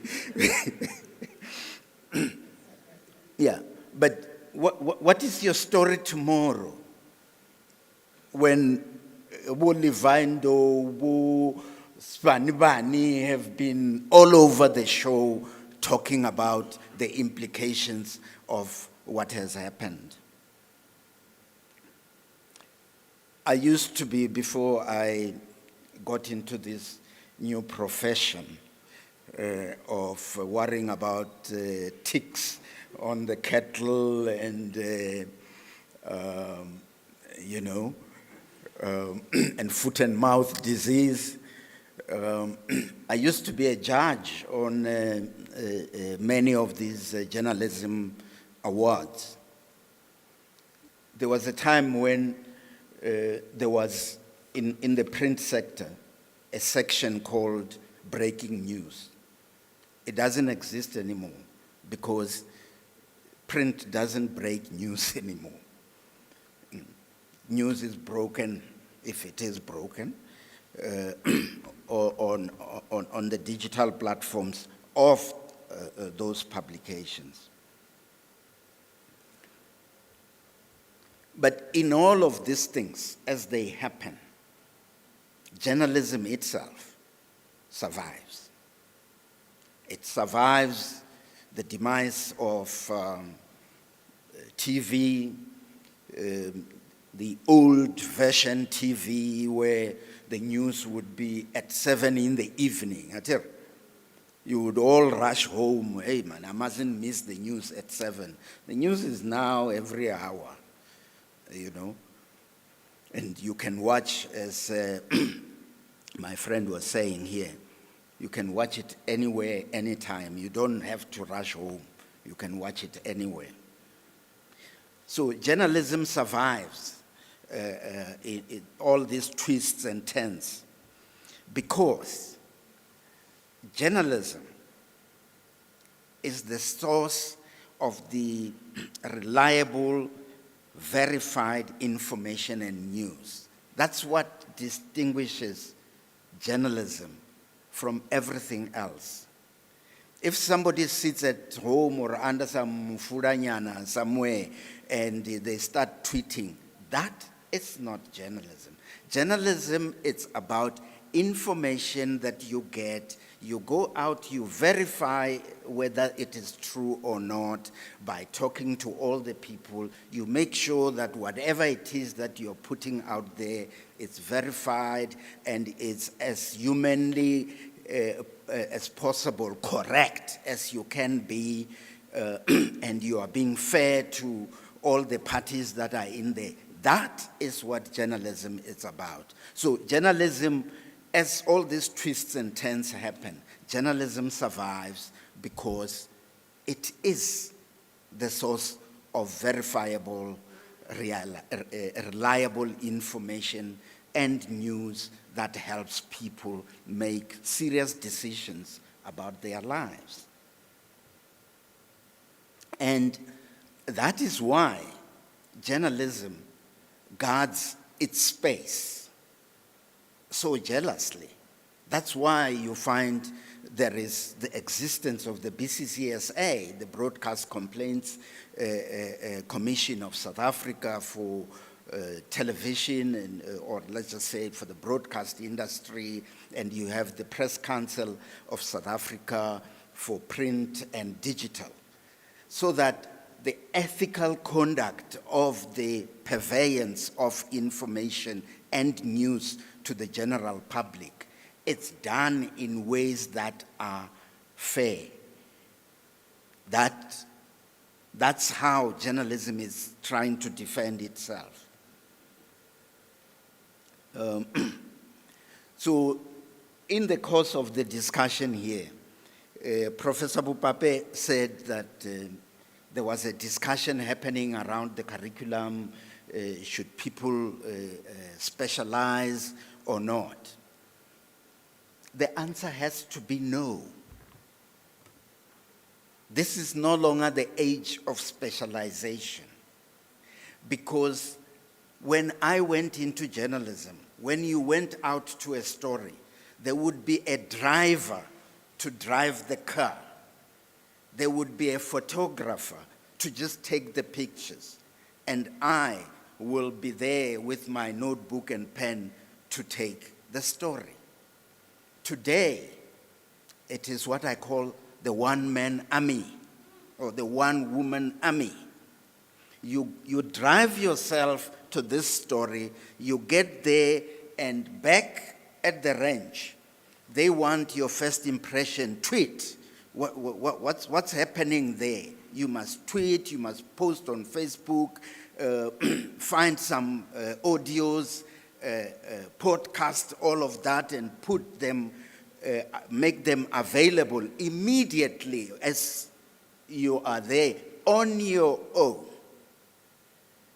And then cut videos that will also go online. So, in the past, when you were at a university like Rhodes that does journalism, you would do the first year, and then by second year they say, choose your specialization, whether you want to do PR, or whether you want to do print or radio. That nonsense is gone. You have to be able to do everything. So the answer to the prof, it's really that there should be no specialization, because the product that comes out of here, to the extent that you'll have done some modules of journalism, because media studies is not necessarily journalism, but to the extent that you will have done journalism, when you get out there, the expectation is that you'll be able to do all these things alone, immediately, and do them correctly. So, my sister here posed the question about whether the university is creating the avenues for people to do their TikToks and podcasts and all of that. So let me tell you, when I was heading the Media 24 Journalism Academy, there were a number of criteria that were used to choose the people who would become interns. So we were taking people who already have the 5 Ws and H in the pocket. So you have either done your communication or your media studies or your journalism, you're fine, you've done the 5 Ws and H. Now, one of the critical things that we would demand was to say, show me something that you wrote that is publicly accessible already.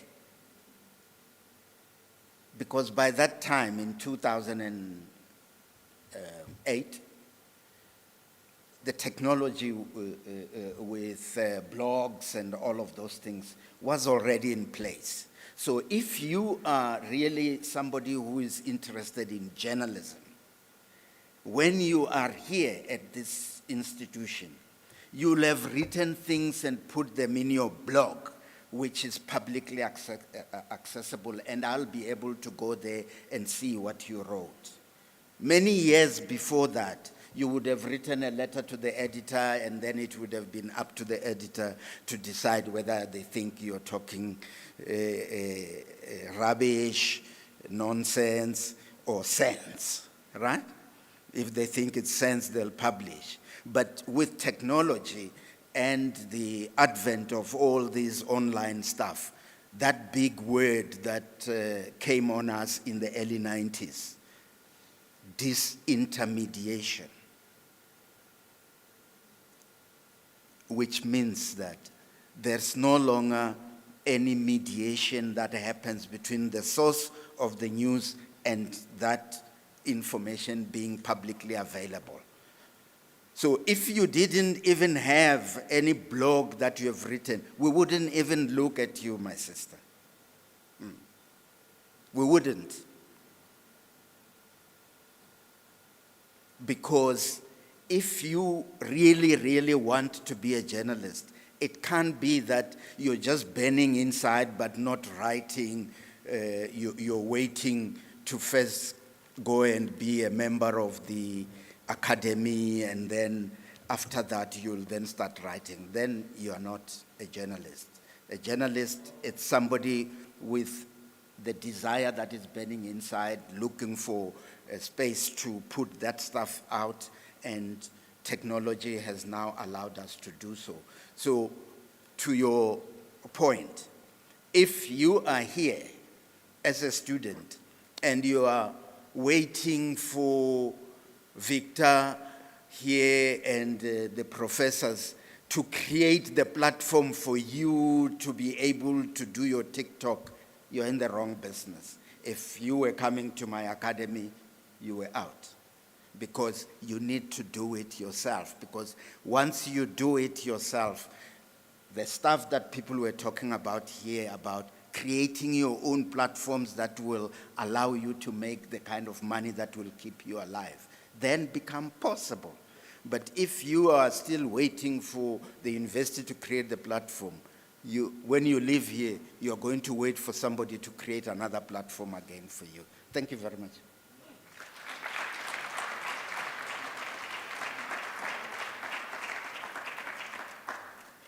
Thank you, Mr. Tsedu.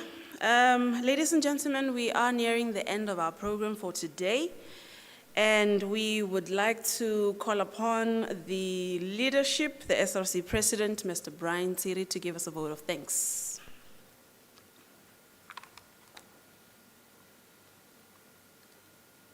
Mr. Brian Tsiri, is he not here?